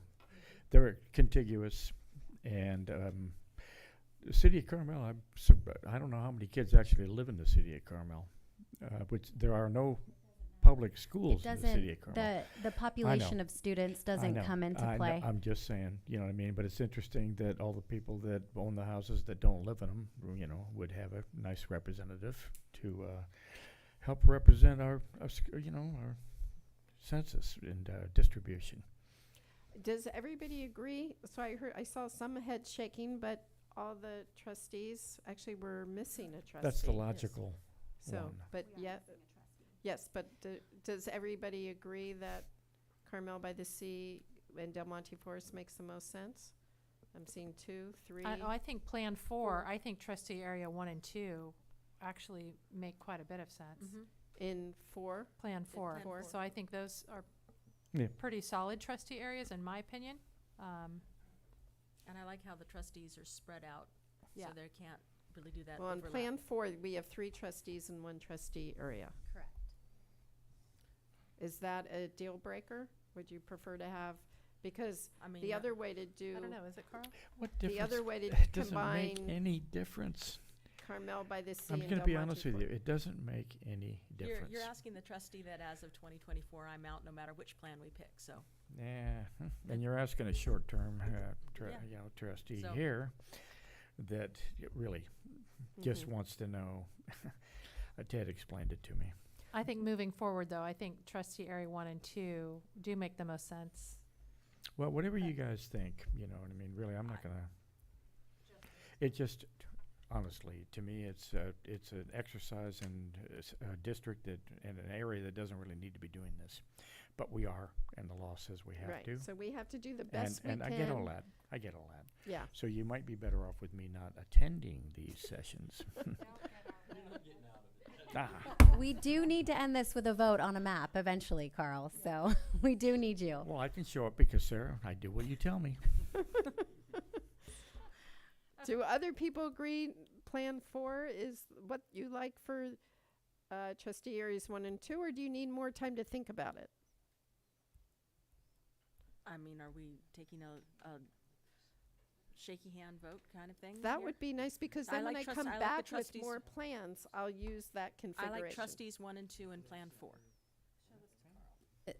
So Shelley, I think, so what you're wanting us to do, I just want to clarify for the board, Carl. Excuse me, sorry. So I think right now what Shelley is asking us to do is to help her narrow down what trustee areas we all feel comfortable with. So when she comes back with the next iteration of maps, we can at least tell her where we feel like we have some consensus, and then where there possibly might need to be more work done. So I think right now the question is, are we all comfortable with combining Carmel by the Sea with Pebble?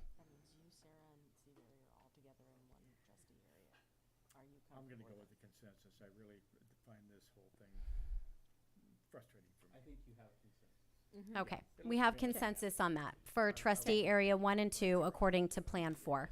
Okay, and Yes. you can still change your mind, but I might as well bring back those. Well, and it helps your job, right? Because there's other areas where we probably all have more feedback, and I think if we can narrow it down to let you off the hook maybe for those two. For now. Yeah. Okay. Okay. Is that it? All right. Thank you so much. I will, if there aren't any more questions from the Board of Education, I will go ahead and close this hearing. Any more? Okay. I am going to close the hearing officially. Thank you so much, Shelley. Thank you. Extremely thorough and well done, by the way. It's Yes, pretty incredible. thank you. Wow. Okay.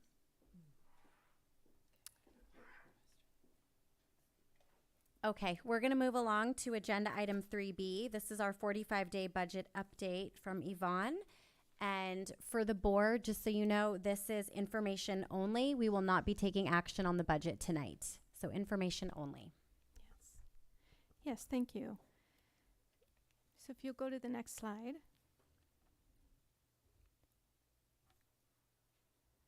Do I have it? Ah, I didn't realize that. Okay. Okay. So let's see. So tonight, the purpose of this is that the Ed Code requires us to provide an update to the board regarding the budget as a result of changes from the governor's May revise into the actual adopted state budget.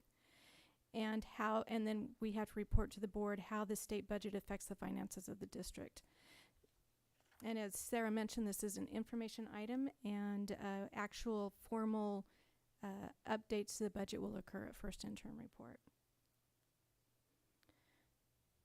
Okay, so the legislature provided major investments in TK through 14 activities. It was a good year for schools and for colleges. Universal TK is mandated. We've talked about this before, but community funded districts will not receive any additional funding for that phase in of making TK available for all students that turn 4 in that school year. Home to school transportation, it was interesting that I had been watching that. It's been, on the Bill Watch with all of the groups that we talk with. And so they actually did take some action on home to school transportation. And they haven't done that for years. It's been years. I think there's a formula that's been in place since 2012, and it hasn't changed since then. As a community funded district, our transportation formula, our transportation actually flows through what we get as our minimum guarantee. And so that is that part of the formula where we receive $1.6 million a year. And so the transportation flows through that currently. For 1 year only, they're going to take that calculation and move it outside of the LCFF calculation, which is good for us. And they're going to rebench it, is my understanding. So this is still being figured out, is my understanding. Even our advisors are a little bit confused on exactly how they're going to do it, but that's my understanding. So they're going to rebench it. All of the districts are going to have to report which their actual transportation cost is and some other factors. The report is not yet available about what they'll look at. And so for 1 year in fiscal year, the funding for fiscal year 22-23 will actually be rebenched, and we'll get some additional funds for that. After this fiscal year, they're going to move it back into the LCFF formula. When that was realized, school services, for example, brought that to our attention. They are lobbying for that. They're talking to the legislators right now because that will hurt us once again. It will be something similar to the unfunded mandate for transitional kindergarten. So we'll be watching that very closely to see if they change the language in the legislation for that. We have to, for the transportation, we have to adopt a plan by April 1st, 2023 to ensure that we're meeting all of the requirements of transporting students that are falling in the designation of unduplicated pupils, which is foster youth, English learners, and low-income students. Their categorical type programs are receiving a 6.5% COLA, specifically for COSD. We do have categorical type programs that we receive outside of the LCFF formula, and so special ed is an example of that. So we receive special ed funding in several different pots of money that we track through different resource codes, but the biggest chunk is the 1.7 million that we get through I can't remember the assembly bill. It will come to me. But our budget also includes a contribution from the general fund, which right now is budgeted at 5.7 million. As we revise the budget, as this information is incorporated into our revision of the budget, that contribution might come down because the funding is going up. A big thing that's being talked about and is in place is universal school meals. We are required to provide a breakfast and lunch for all students that request it. Reporting requirements, however, have reported back to pre-COVID, and so we still have to track if a student it falls into a low-income category. And the only way we can do that and to meet the federal requirements, because it's a federally funded program that flows to the state, is to collect what their requirement, which is the traditional free and reduced application. Some districts can use an alternative income form, which is what we did last year. It was allowed. There was a waiver. And our numbers actually increased because parents responded to that alternative application. We are campaigning. We are going to do things to try to get parents to fill out the application because it does drive additional funding for all school districts. So as you'll see through some of my other slides, it's often the funding for categorical programs is based on a piece of it is based on the UPP, unduplicated pupil percentage. So that is a little bit of a challenge. And the last two years, we've been able to operate under a waiver, provide free meals to everybody, and not have to count who we were giving them to. But now that's back to pre-COVID regulations. That program also received a COLA. And what the plan is that the state will pick up whatever you're not reimbursed from the federal government. For students that are paid, we get a small reimbursement for paid students and a little bigger reimbursement for reduced students. And so that formula is still in place from the federal government. Whatever is the difference is, the state is going to pick up that difference so that we will be reimbursed. We try to run the program so that it's profitable. We watch food costs. Because of our high cost of labor, it is very difficult for us to run that program profitably. Although, no, that's okay. So when we're reimbursed by the federal government for the meals that we give out for not only our UPP students, but for anyone right now, it sounds like. Right. So we're reimbursed by the federal government, and then the state covers the difference? Yes. Based on our costs or based on a formula? Based on a formula. Okay. Yeah. Do those numbers increase regularly? They'll based reimburse. They'll COLA? reimburse up to the amount that a free child would get. Okay. Yeah. So it doesn't add more, but what you would have otherwise if the child was free under the federal regulations. Okay. Good question, though. Yeah. Let's see. So this is new categorical funding that's coming through from the state. It's a little bit tricky with the Expanded Learning Opportunities program, but I'll try to explain it. They provided an appropriation last fiscal year. It wasn't not very much money, about $119,000, and it was just changing constantly. What to do with this UPP money? What were the requirements? Schools were, I think, giving lots of feedback to our lobbyists, and so they kind of backed off from it. That you had to have a plan, you had to do all these sorts of things, and they didn't really provide any time for schools to plan. So they said this first pot of money, you can use it for planning, you can use it how you will, it still has to meet the requirements. And so we actually used that first pot of money of $119,000 paid for all of our summer school programs this year. And it almost costed that much. We ended up with about $12,000 left over. And so This is going to be a categorical funding that is expected to be ongoing. And so our estimate, it's been legislatively appropriated, but CDE has to come up with the formula. And so it's estimated right now at $336,000. It will require a plan where we extend our school day, not instructional minutes, which is the next presentation, but it will require us to provide 9 hours of programming for students that are UPP students, designated as UPP. We would have to provide transportation to them and also expand the school year by 30 days. And we need to make that offer to any student that qualifies for that program, and do it at no cost to those students. So that's a big one there, and it is going to require a plan to show that we're meeting all of the requirements, and that plan will be under development. The next categorical funding that came through was this Learning and Recovery Emergency Block Grant. It also, the formula or the allocations have not been let by the CDE yet, but it should be coming pretty soon. But the estimate is $911,000, and it is a one-time legislative appropriation, so it is not ongoing funding. It's allocated based on ADA and our unduplicated pupil percent, so you can see why we want to get those applications in for free and reduced lunches. The purpose is to address learning loss as a result of the COVID-19 pandemic, and we have to expend the funds by June of 2028. Okay, the next one is this Art, Music, and Instructional Materials Discretionary Block Grant. Let's not be fooled by the description of the title.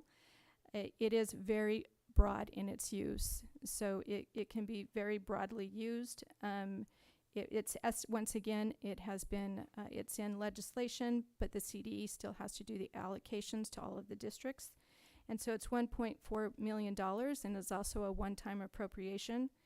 And it must be expended by June of 2026. And you can see I put what are the allowable uses there. So very broad in its use of the funds. And I believe on this one, it does not require a plan, but it will be audited, and we'll have to do reporting on it on all of these categorical funding programs. So the 22-23 state budget was very kind, as you can see, to education this year. I think it's been a long time in coming, because schools in the past have not, they've even taken cuts in some past years. So I also wanted to celebrate that we had some additional news that recently that we became aware of. In late June, I had a call from our assessor's office, Steve Agnini, that we talk to all the time, and he informed us that our assessed value had increased by 8.51%. So that doesn't mean necessarily that we'll have an 8.51% increase in revenue, but because there's it's the rate of collections. It's how much do they actually collect. And he said that this is the largest growth increase in 15 years. And the adopted budget that you approved for July 1 was based on a 7% increase. So this should be definitely be some additional funding on our property tax revenue, which of course is our largest source of revenue. He also schooled me on the law that went into effect on the latest property tax law that went into effect. Interesting. So maybe sometime we'll talk about that. So overall, very positive financial outcomes for the district, but we are all living with inflation, and there's already significant economic indicators that recession is coming. Inflation is starting to drop, which is good as a consumer. So we must always plan prudently, because as recession comes, then there's typically fewer dollars that will be available. This last slide, I just put in this budget update so you could see some of the categorical funding. When I do the unaudited actuals, I'll put some additional information in there on when these funds expire. But I want to assure the board that we will spend all of the funds by the deadline. We monitor that very closely. We purposefully had saved some money in ESSER 3 to continue our initiatives with the wellness centers and wellness activity, additional wellness activity that we've implemented in the district. And so that was another year where we could use grant money to pay for that. and it will give us some time to thoughtfully and evaluate the effectiveness of those programs. The last line on there is a new one that you haven't heard me talk about. It actually came through. It's for career tech education, and it was based on COVID funding again. It's a state allocation for CTE, career tech education. We got notice of this really close towards the end of the fiscal year. We met with the high school. We talked about it. There is something being talked about to use those funds that will thoughtfully support our CTE programs. So stay tuned. And I just liked this slide from school services, this to-do list. So with all of this money comes lots of work and plan and discussions that we'll use to determine what is the best use of these funds to support our students. Any question? No, but a comment on CTE. If they really want to help CTE, they will modify the credential requirements for it. They've kind of ruined the program. So many specialty credentials required specifically, and all of the different facets of career tech ed make it really hard for people to. You don't have the single degree like you used to have before. Mm-hmm. So the money's good, but the legislation they've talked about it, but I maybe Craig knows more, but they've done nothing to make that easy. We'll go down the line for questions for Yvonne. So, Carl, do you have any other questions or comments for Yvonne? Okay, Anne Marie? You had mentioned the programming 9 hours. I was just wondering what the programming looks like. I was trying to write down, you had mentioned that a couple slides back, there was programming, that there was 9 hours of programming.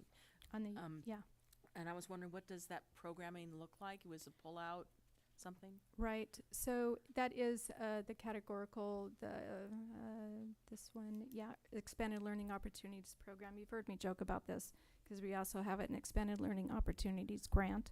This one is a program. You gotta love them. But we're already almost there because we have our before and after school programs. So the idea is to provide support for students that fall into the UPP categories, that they have plenty of support. And it's more, the way that the guidelines are reading that we have available right now is a lot of enrichment, but it could also be tutoring. It could be, anything that would support those students to be more successful in schools and close that educational gap that we see with students within those designations. So is that 9 hours, a week, month, or per semester, per year? Yeah, per day. Per day. And then it also requires that we have to add 30 days. 30 days of programming. Now, it's not instructional minute programming, but 30 days of programming. So this last summer, we weren't quite there, but they backed off of that. Initially, we were going to need to fit in those 30 days, but they backed off from that.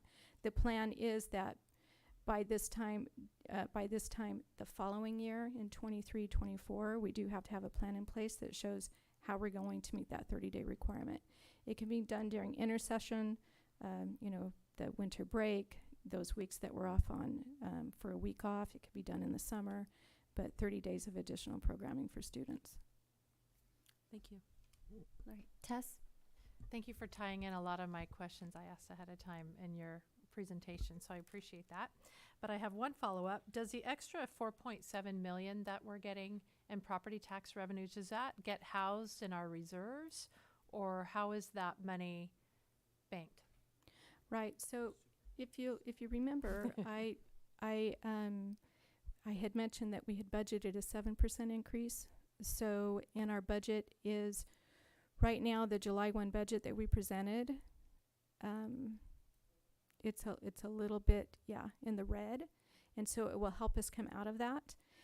Whenever we do a July 1 budget, we're projecting for a year in advance of all of our expenditures, so we know that we always do better than what we have in the July 1 budget. And you'll see that at the unaudited actuals presentation. We actually will do better than our adopted budget usually shows. So it is a $4 million increase over prior year revenues, which the actual revenues in fiscal year 21-22 were just under 5%, just under a 5% increase. So it is almost double. And so that is welcome news. We have lots of things that we can use those funds for. I'm just curious where the money, what fund does it go into? Yeah, it would go into the general fund. The general, okay. Yeah, the Thank you. unrestricted general fund. It's a Yes, source for okay. the unrestricted general fund. Yes, okay, thank you.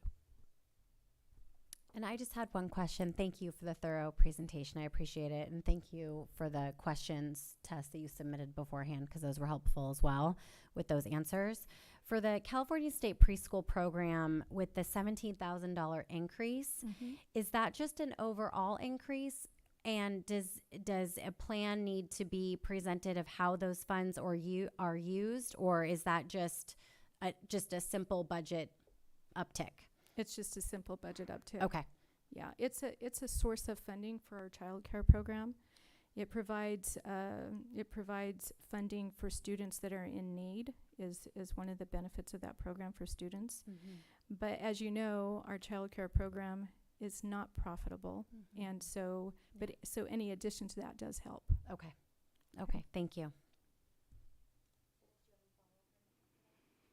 No, just want to, as always, thank Yvonne and her team for putting this together. It's always a tight time frame, right? We get the governor's budget, and we've got school starting and all this stuff going on, and they did a great job, I think, putting together a very concise summary for everyone.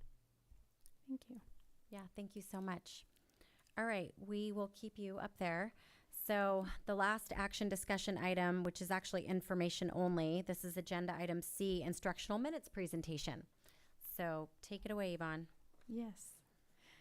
Before I start, I would like to introduce Patty Sestowicki, that is an accounting specialist in the business office. Hi. She has, for many, many years, I think you've been here, 8 years or so?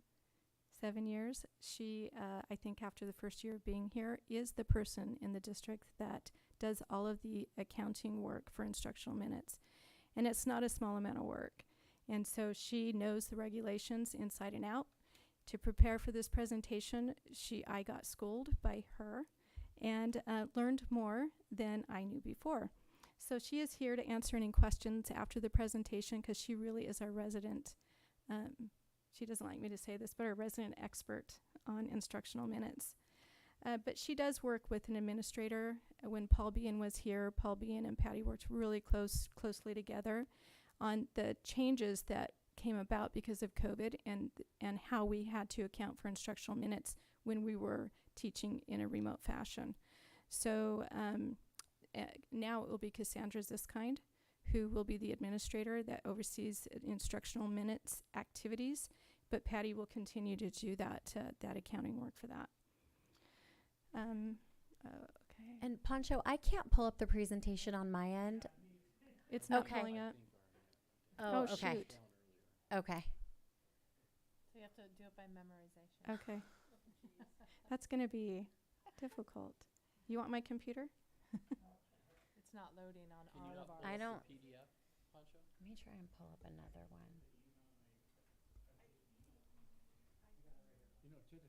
Do you have it? Oh, 'cause I can't. She's gonna email it to you. Yeah, there's so many charts in here in the presentation that it would be good to display it.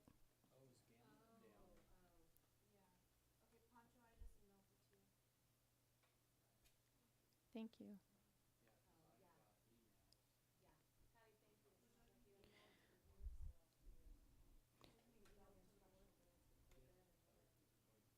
While he's bringing, oh, sorry.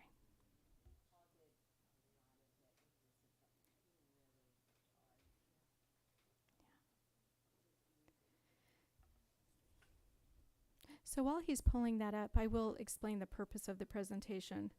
And so the purpose of the presentation is to share information about Ed Code regulations for instructional minutes to make sure that we have a board and a public that is informed. We will define in the instructional minutes and provide information on the required instructional minutes required per grade level.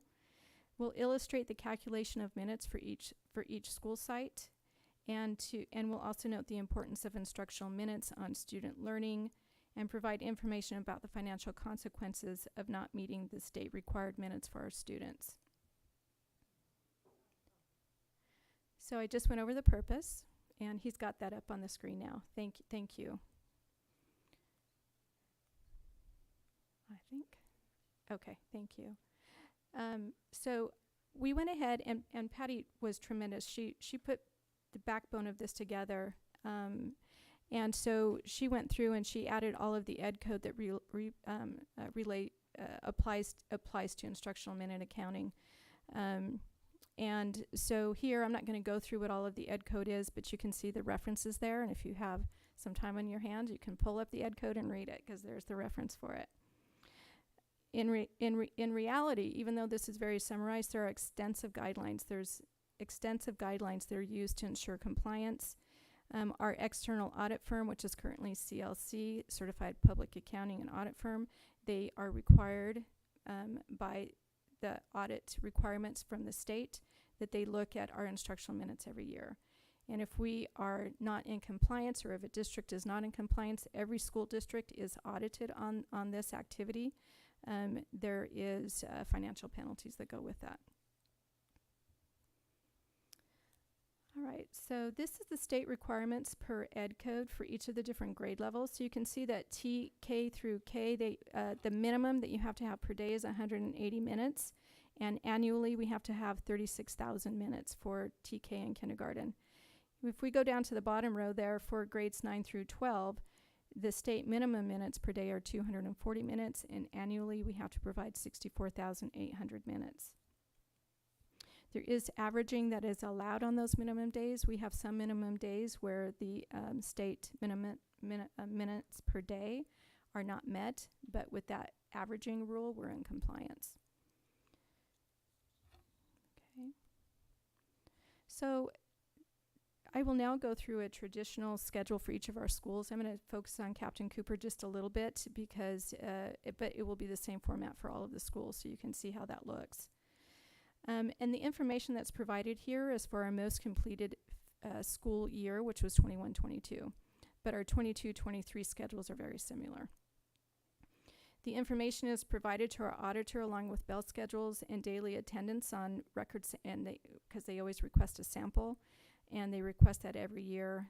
And so if you look at this, it is broken up, and you can see I'll just focus on grades 1 through 3 on Captain Cooper. And so on the regular school day, there across the top, we have the start and end time and the total daily minutes. We have breakfast and we have lunch and we have recess. And then total instructional minutes across the top there, the number of days for each of the different schedules. So you can see we have on Captain Cooper, there are 134 regular schedule days. In the middle there, there's 16 minimum days, and then they have a special schedule on Friday where there's 29 days of those. And so when you're calculating instructional minutes, we are required to take out breakfast and lunch. So what happens is, and it is a military time because it calculates easier with military time, but you go ahead and you take the beginning of the day to the end of the day, and you get your total minutes, take out the time for breakfast and lunch and recess. For kindergarten, there are some rules that you can include. You can include recess. TK, you can actually include a meal time as well. But generally, you just go across that, you take those minutes out. And so on grades 1 through 3 there, and I know it's really small, you have 44,220 minutes on the regular schedule. Off to the side on each of these slides, we provided a summary of what that all comes together and looks like. So the state minimum for kinder is 36,000 minutes. And for kindergarten, the minutes that we had in last school year were 50,025. So we're over 14,000 minutes. And what we did is we're over those many minutes. What does that look like in a school day? So divided that by 180 school days and to get the minutes over per day. When you look, so it looks like, when I first started looking at this, I'm like, wow, even at grades 1 through 3, it's 5,060 minutes. That sounds like a lot, but when you break it down 2 minutes per day, it's not as great. And so for grades 4 through 5 at Cooper, the minutes per day that are available per day is just a little bit over 8 minutes per day. at Cooper last year, we had one day that was less than the 180 required school days, and when that happens, it was due to an emergency, due to the fires, if you remember. We have to bring a waiver to the board for the board to approve that, and then the waiver goes to the state, and they can either approve or deny. But generally, they will approve those waivers when there's an emergency. If there were a significant amount of days, they may say, hey, you need to do something different. Okay, so moving on to River. So very similar format on each of the schools. I'm going to focus on just the summary for each of these schools. So you can see on the summary that kind of pretty similar to what you see at Cooper. We get down to 4th and 5th grade, and once again, we're at 4th and 5th grade just a little bit. We're just a little bit under 9 minutes per day that are available at Cooper to stay in compliance with the state. All right, this is Tularcitos, very similar to River because they have very similar schedules, almost identical as a matter of fact. And so same thing if you focus your eyes over onto the summary there on the side. Same sort of thing. I'll just mention 1st through 3rd grade. There's about 28 minutes per day that are available per day. But once again, when you get to 4th and 5th grade, there's more minutes required, and so we're just under 9 minutes. Here is Carmelo. This is tracked for transitional kindergarten, which is where we host our program at Carmelo Child Development Center. And so there is some overlap of the times because we have what is referred to as early bird and late bird. It's a half-day program. And so to meet all of the instructional minutes, they actually overlap that program just a little bit. But they do it very creatively. And so the students aren't affected. But they're over about 10 minutes per day. Okay. Here's Carmel Middle School. As we get into the middle school and the high school, you see more differences away from the regular schedule for various reasons, and this is just to meet the instructional needs of the students and the activities that go on at the middle school. More activities at the high school, so you see more variations from the regular schedule when we look at the high school. In the summary there, the middle school actually is quite a lot over its instructional minutes, and so per day, a little bit over an hour per day, which makes me think they could provide more time for breakfast. I had just had to put that plug. Okay, going on to the high school. Here is the high school, and you can see that the schedule gets even more varied here, but the bulk of the days, when you look at the days there on that slide, is 98 is more of the regular schedule. But going over to this side there, this is where we get really tight, is at the high school, really, really tight. So the instructional minutes for grades 9 through 12 are 64,800. They have 1,425 minutes that they're over, but when we break that down to a per minute per day, we're just under 8 minutes per day at the high school. So very, very tight and staying in compliance with the state regulations. Carmel Valley High School has different. They're an alternative school, and so there are regulations for it, but they are different. And so once again, I've summarized over here on the side. And so their required minutes are 32,400 minutes. We are providing more instructional time than the state requires, and most districts do, by the way. Most districts do provide more instructional time. But they're over a little over an hour on the instructional minutes per day. Okay. So I added a slide in here for the financial penalties for failing to provide the required minutes. And what you see here is two different calculations. The first one at the top there in blue, you'll see that it says the minutes are, if you don't meet your minutes by 5 minutes per day, the penalty, and it runs through a whole calculator. This calculator is provided for auditors' use, for districts' use, and they actually use it to penalize the district if you don't meet your state required minutes. And it's posted on the CDE website for individuals to use. And so if we were not meeting our instructional minutes by 5 minutes per day, the penalty would be $301,039. If we were not meeting our instructional minutes by 10 minutes per day, it would be $600,960, and you get the idea. This would be an audit finding, And when you have an audit finding, you have to respond to it. Audit findings are sent to the State Controller's Office. They're sent to the County Office of Ed, State Controller's Office, and we have to formally respond to audit findings when it's a financial implication instead of just a compliance.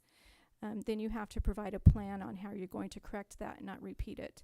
So instructional minutes meeting those state requirements are a big deal for districts because there's financial penalties for not doing so. So student impacts, we kind of brainstormed as a team, administrative team, when we were talking about this presentation. And so we put some information here of why it's so important to have enough instructional minutes. So maximizing instructional time, of course, is important to student learning, and we know the more time that they can spend in school, that they are positively impacted. Students need time for the teacher to deliver instruction, and then time to practice and support to learn within the instructional day is really critical to a child's learning. It's important to know that a school day for a teacher does not begin and end at the same time as students. So teachers continue their work when students are not in school. They work beyond the time, and they dedicate many additional hours preparing to provide that instruction to students. But they also, teachers are so dedicated to students, they also provide time serving as tutors and coaches, mentors, and sponsors of activities that we provide in all of our schools. So we were asked to put this presentation together as we are continuing to gather together all of the facts about late start so that we can make well-informed decisions. And so up there at the top, I won't read all of them, but these are some comments that we've captured. And then we would like to continue for all of our educational partners and stakeholders to reflect on what is the impact to all students as we make these decisions, what is the impact to staff and our families and our educational partners. And with that concludes my presentation. Thank you, Yvonne. That was really thorough and really an interesting presentation. Thank you. And thank you, Patty, for everything that you do. Appreciate it. So we'll go down the line here. Does anybody, starting with Carl, do you have any questions or comments about the presentation? No, I've been dealing with those at middle and high school level for too long, so I fully understand where that's going. Nice presentation. Thank you. Great. Anne Marie?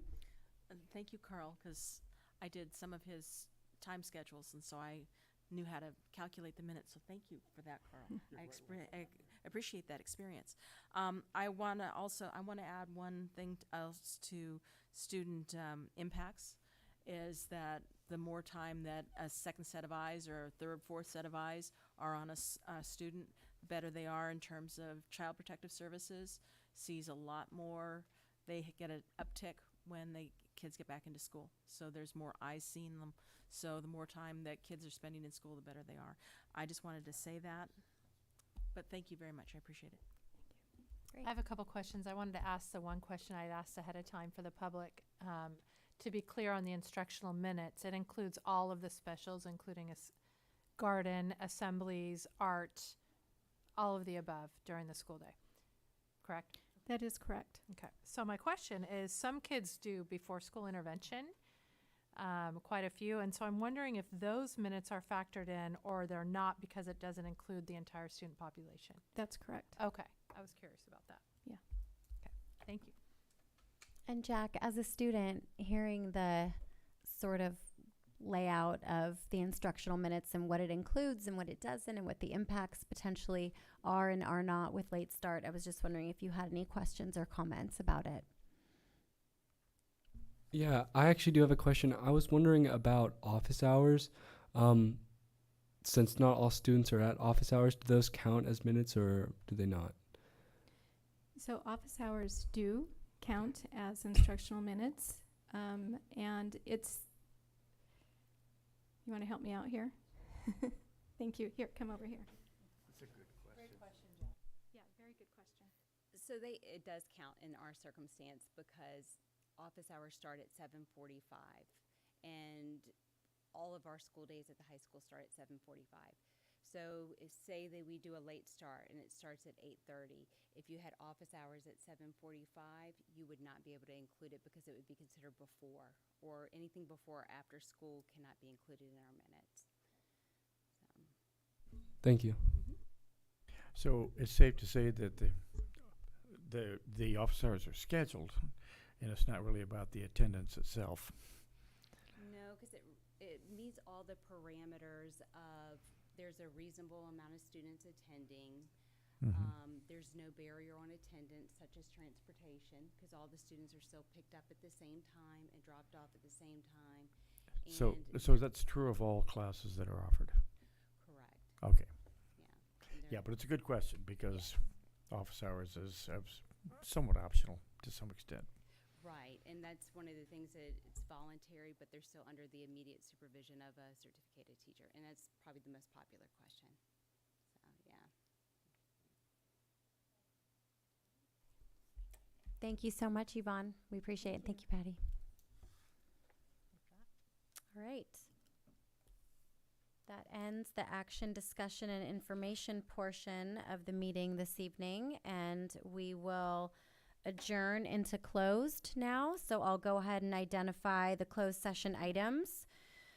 Closed session agenda item A is conference with legal counsel, anticipated litigation pursuant to Government Code 54956.9, Division 2, significant exposure to litigation pursuant to paragraph 2 of subdivision D of section 54956.9(1) for that case. And then our standing closed session, public employee performance evaluation pursuant to Government Code 54957, superintendent. So thank you all for joining this evening's meeting. We appreciate it, and we will be back after closed. Thank you all.